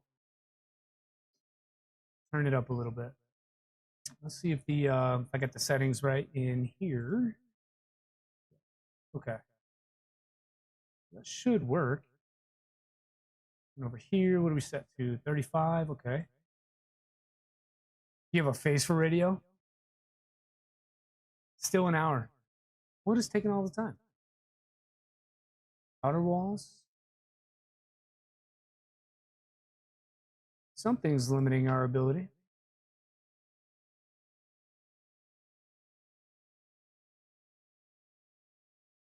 Oh well, we'll see how far we get through this. I don't have an hour though.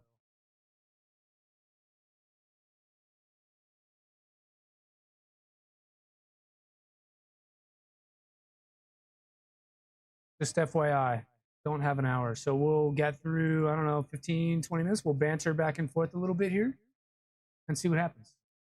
Check your max flow rate in the filament. I did. It's at 35.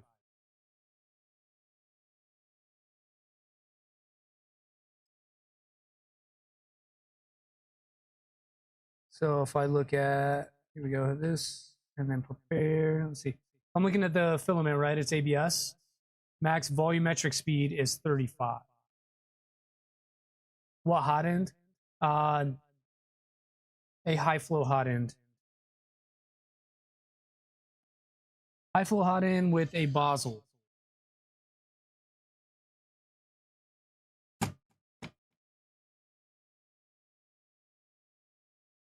Banter, banter, banter. Layer time. That's correct. Good catch. It says, yep, slow printing down for better layer cooling. That is a thing. Fan always on. Layer time. That'll do it. So let's see, now what? Now what do we get? We'll take it down to, so that's the thing right there. Low sync won the day. Low sync won it. We went from an hour down to 25 minutes because of the cooling. So it doesn't show it in the selection when I open the additional window, but there's a setting in your cooling settings that talk about slow down printing for better layer adhesion or something. That setting added 30 something minutes to the time.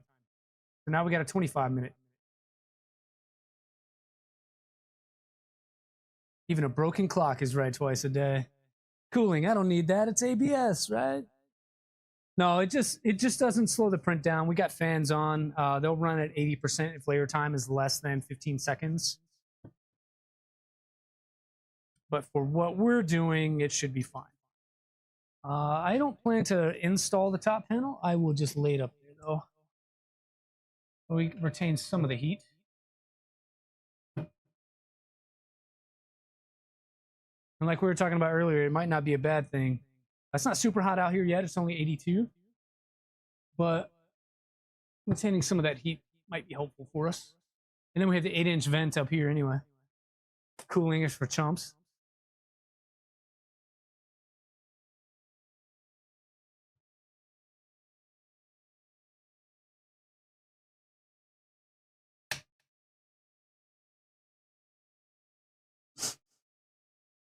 All right, let's see if we can do a print. That's all I need.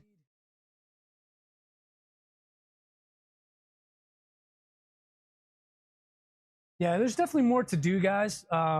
With the motors being so hot, right? That's something we were talking about a little while ago.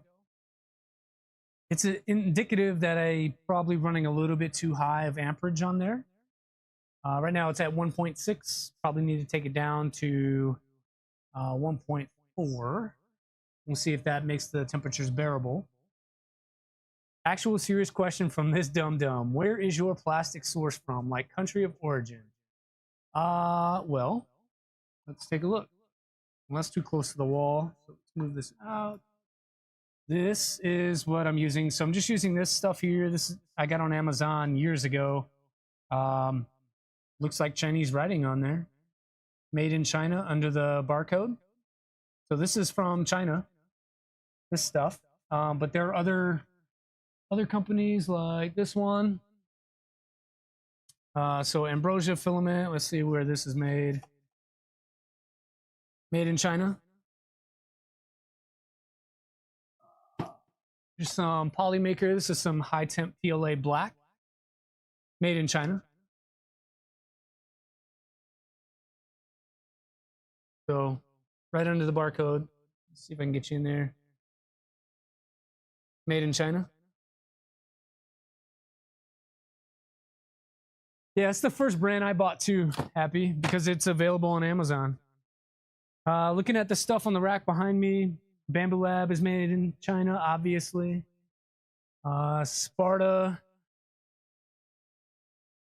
stuff doesn't have a label to tell me where it is printed or where it's produced. But there are American filament companies. Lego Therapy. Printed Solid is one of them. I want to say Fusion is one of them. And Atomic Filament are one of them.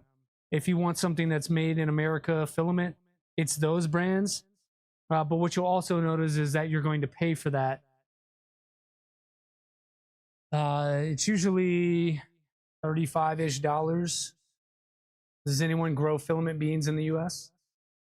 I'm gonna bring it up because I watched a whole video yesterday about why Lego's getting pricier. Long story. All the plastic used to make the bricks comes from China. A lot of things that are used to be made comes from China. So even the filament that's quote made in America, just my guess, but the raw material to make that, the virgin plastic that's used probably comes from China. Polymaker does have a facility in Houston, but they don't make all their filament there. That's fair, Robin. That's fair. Not happy with 3D Fuel. What happened with 3D Fuel? Ziltech is made in America. Good catch. I forgot about that one, Kegel. Thanks. But again, I think the raw material is probably imported. Printed Solid gets their virgin resin from the US. Yeah, that's what we don't know, right? That's not the stuff that they delineate on the box. They usually don't say, you know, made from virgin material sourced in the US. It's just made wherever. And usually that means assembled or melted together or, you know, some other sort of thing. Kind of like with your cars and trucks, right? All of Ford's vehicles are made in America. They advertise 70% of their vehicles made in America. But really, it's assembled in America. Everything else in America, they still have to buy the original plastic beads from China. Yeah, for what we do, it doesn't matter. Let's be honest. Those motors are Chinese. A lot of the hardware in this machine is Chinese. These extrusions are Chinese. The electronics are. It's not a big deal to me. Things may be a little bit more expensive in the future because of those items, but that's for other people to worry about. PCTG won't stick to any of your plates. I can't say that I've ever used PCTG. I don't know. Hey, Reg.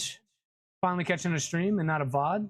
Thanks for the build. Yeah, you're welcome. You're welcome. If you have any questions while you are here, shout them out in the chat and I'll try to answer. Made in America using global sources. Well, that's the thing. Like, you can say made in EU, made in America, made in China. It doesn't really matter all that much because we're so intertwined. Our trade system is such that not one place is abundant in whatever raw material you need. And so through trade, we build these things. So does it really matter? I mean, I don't know. If it makes you feel better that I put made in America on my stuff, then I'll put the label on there, but it's just a label. Nothing requires me to do that.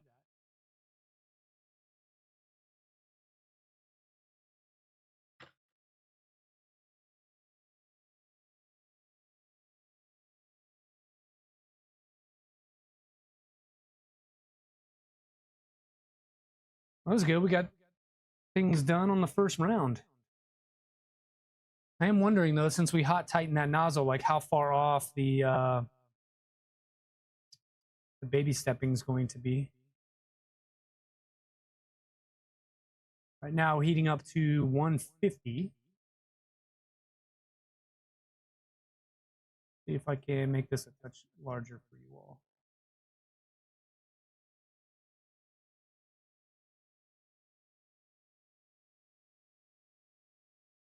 You don't care, just hate that now that Lego is building factories in the US, it's not going to help the prices. They're still going to go up due to where the source materials come from. Yeah, that's the case of everywhere. Like, I know there's this big push to bring manufacturing back to America, but that ship has sailed. It'll never happen. Not as an entire manufacturing base. You may get some companies that choose to come back. But again, they have a huge investment in building the buildings, onshoring all of that labor force, etc., from wherever it was to wherever it is now. And because of that, it's going to create costs that they have to eat. And that's going to get passed on to us. That's just how it works. But yeah, to your point, Lego, right? They're going to have to import stuff, so there's a tariff for that. Then they're going to be passing on the price of onshoring all of their factories or whatever. So bringing something to America. That's going to be a cost that gets passed on. So yeah, it's going to go up. It's unfortunate, but it's what it is. Wouldn't be a big deal if we were getting paid more. That's where I'm really miffed. Like, if you're going to make everything cost more, then we should see an increase in wages across the board as well. But that is not the case.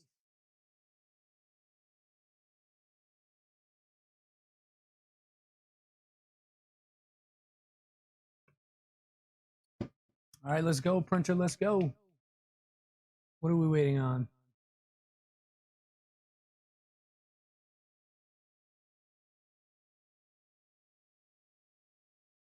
Come on, window. There you go.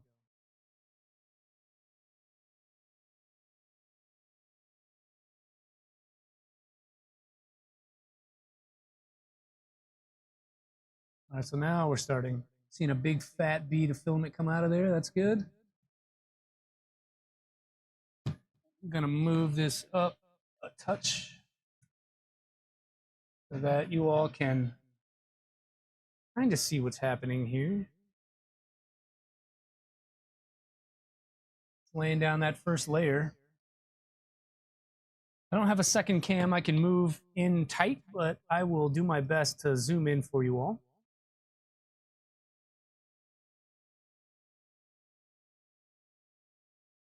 Get you right up in there nice and deep like.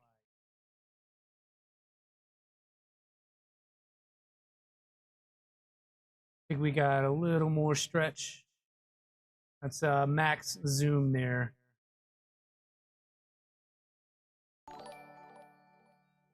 And actually, now that we have that first layer down, that's not too far off. It could use a touch of baby stepping. We bring it down like a 0.01.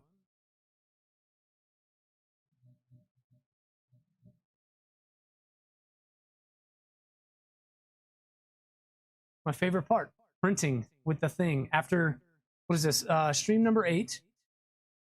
What happened to the second cam? What second cam? So I have the camera you're seeing through. We've got this one here, right? So that's number 2. And then we have this one here. This one's number 3. So I have 3 cams, but moving them is challenging. That's what I'm saying. I have them mounted, so it's not always the simplest.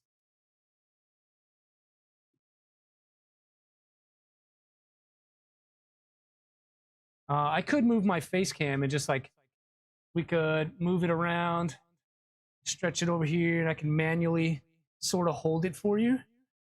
But I don't know that that would give you a steady shot. You could see it there. Trying out to be a hand model. Do you think I should? I'm always looking for additional sources of income. And it looks like maybe there's some more clogging or something going on over there, or maybe things are going too fast.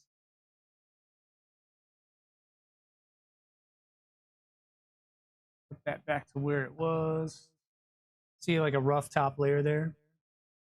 We're gonna see what the temperatures are. Looks like 250, but our flow maybe needs to increase a little bit with the speed.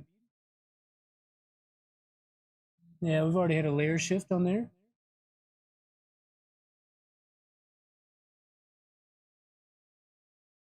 That could be from, you know, the motor's getting too hot. That could be, let's see the emotion in my hands as I wave them around. Look at that. So flowy. I should play the piano. Yeah, so up the flow rate a little bit. That seemed to help. So flow is probably a little low. Again, we haven't tuned that. So something to do. The layer shift is a little more concerning. That could be from the motors getting a little too warm. That could be from, I don't know, maybe belts are not as tight as they should be, although graphs look pretty good. Reth, you can beat me here in the chat, but I can show you what those graphs look like. So on the belts, I thought they were pretty decent. Let's see if that, yeah, you can see that. So there's a little bit of work to do there on the A belt. It's just outside of the green, but peaks look pretty decent for being on a wobbly tool cart. So I wasn't mad about that. I just went with it so that we could print today. And then for input shaping, is your infill broken or whole lines? After I increase the flow, it seems like it is whole lines now. So probably just a little bit on the flow rate. I increased it by like 5%, and that seemed to make it good.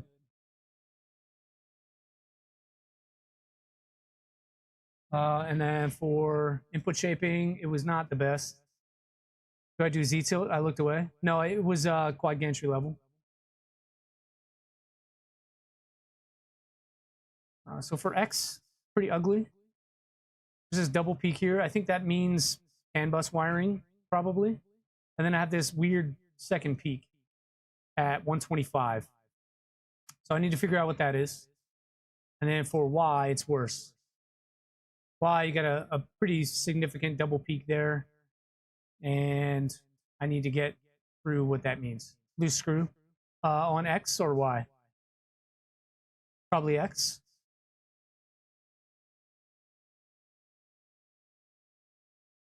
Because I feel like Chad is 30 seconds behind me. And then for Y-axis here, we have that double peak as well. So maybe another loose screw, I guess. Hard to tell.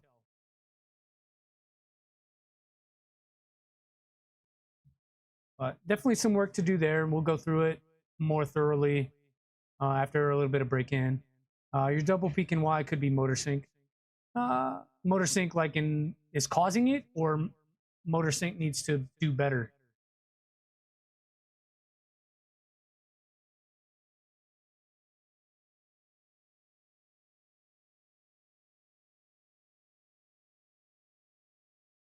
Yeah, definitely some cooling needs to happen in there. Some of that. Probably printing a little bit hot. We'll do, let's see, let's take this down, temperature down to like 240. We'll drop it 10 degrees. We'll increase some cooling a little bit. What was your least favorite part of the build, not including the electronics? Oh, you caught that stream, did you? Least favorite part. I don't know that. I don't know that I could really think of what that is. Yes, we had another layer shift there. That's not turning out very nice at all. Looks like things are going well. Not at all. See Lego therapy. So we had another layer shift there. Maybe do better. I've not played with all-wheel drivers, but it's susceptible to head and belt issues. Yeah, it is. That's why I wanted good enough, not perfect. Yeah, so something's going on here. I'm thinking maybe motors are overheating, and so we're skipping steps a little bit. I'm not going to let this continue to explode itself. But answering your question, Reg, what is my least favorite part of the build? I would think maybe belt routing. Like routing the belts probably is my least favorite.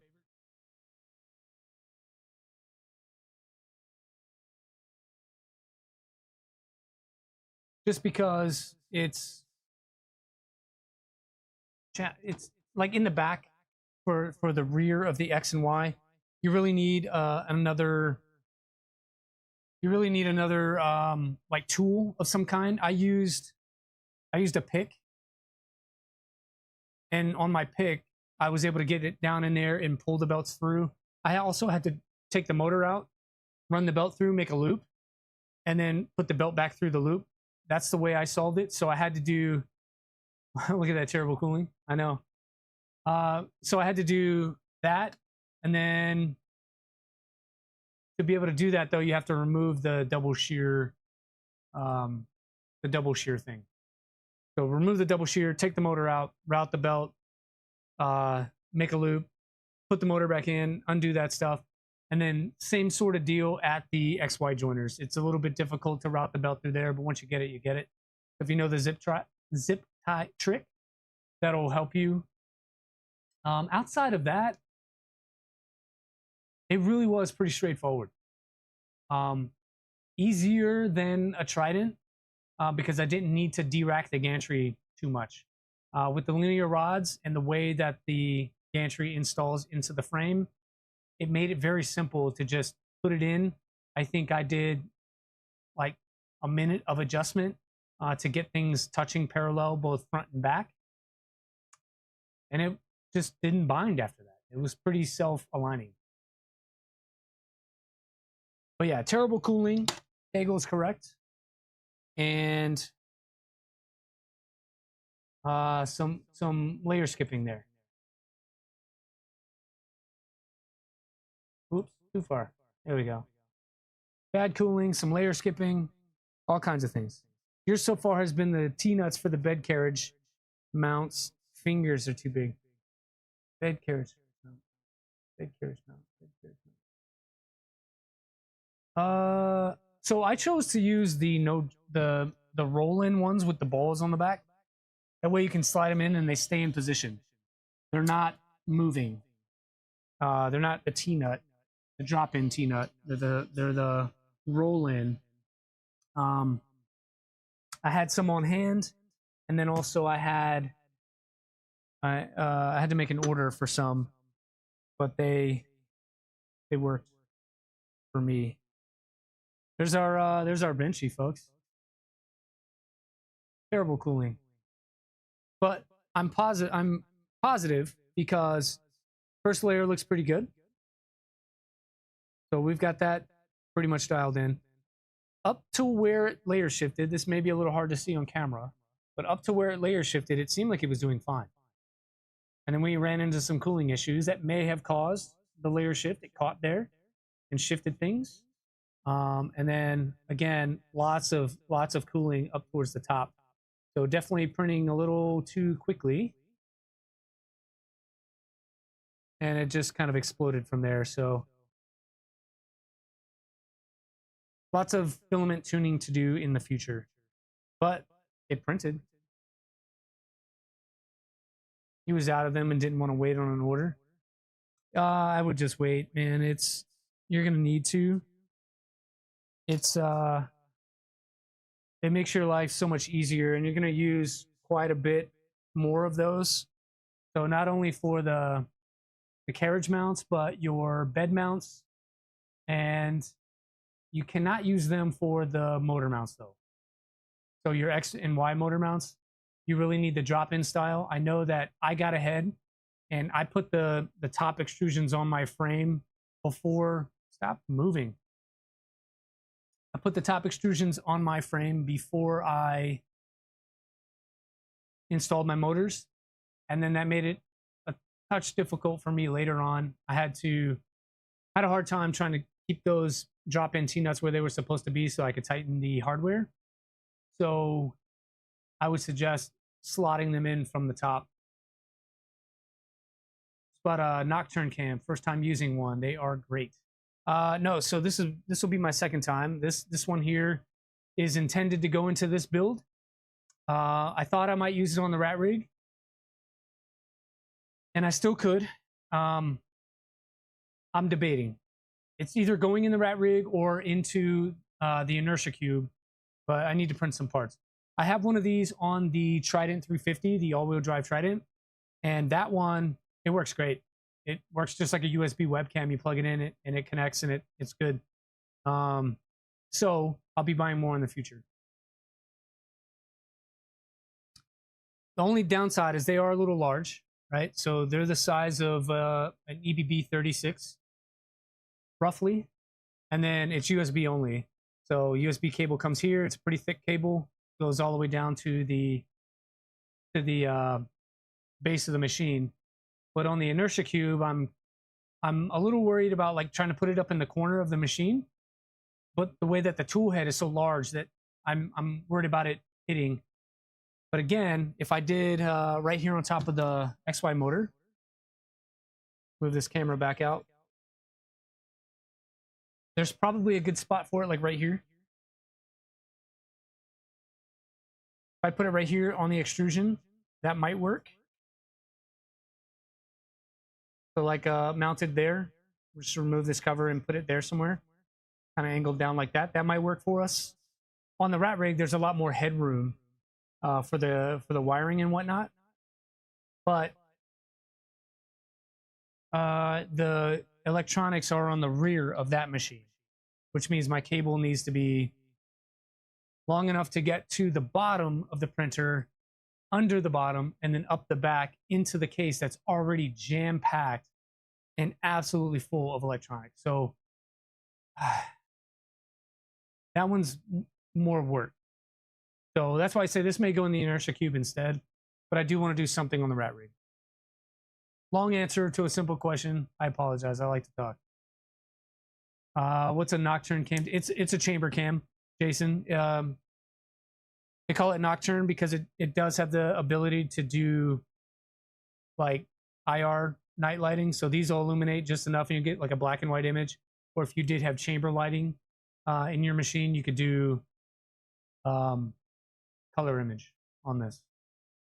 They're also supposed to be able to handle higher temperature. So Luke designed them to be really good. That's what he uses on his printers, and so they're good. They're about $35, I think, and they run on USB. But teammates, I need to start wrapping up the stream. I got a thing I got to go to here, and I got to leave at 10:30, so that gives me about 45 minutes to change and get to where I need to be. Hump Y is either equal belt tension or motor sync. Second hump at the end of Y, or sorry, end of X, is the Y rods finally starting to not be rigid enough, potentially. Jason, yes, Luke's laboratory. You can search Nocturne Cam, and you'll find it. No other questions. I appreciate all 33 of you being here today with us on what's always a struggle bus on this stream, but it gives us a chance to sort of troubleshoot in real time and figure out with your help on how to solve stuff. So thanks for all that attended. I need to run. We'll be back here. I've got a 4-day this weekend, considering doing 2 streams over the 4-day. Whether or not that's Friday, I'm not sure yet, but definitely I'll see you back on Sunday. Thank you all for being here for the 2.5 hours we've been able to hang out. I'll get this printing. Look out for a short. Next stream, I want to start the next thing. I'm excited about it. So we'll cover what that looks like, and we'll go through the project a little bit and get a little primer on what we're going to do, okay? You guys enjoy the weekend, or what's left of it, and have a good work week. We'll see you guys next weekend for 4th of July.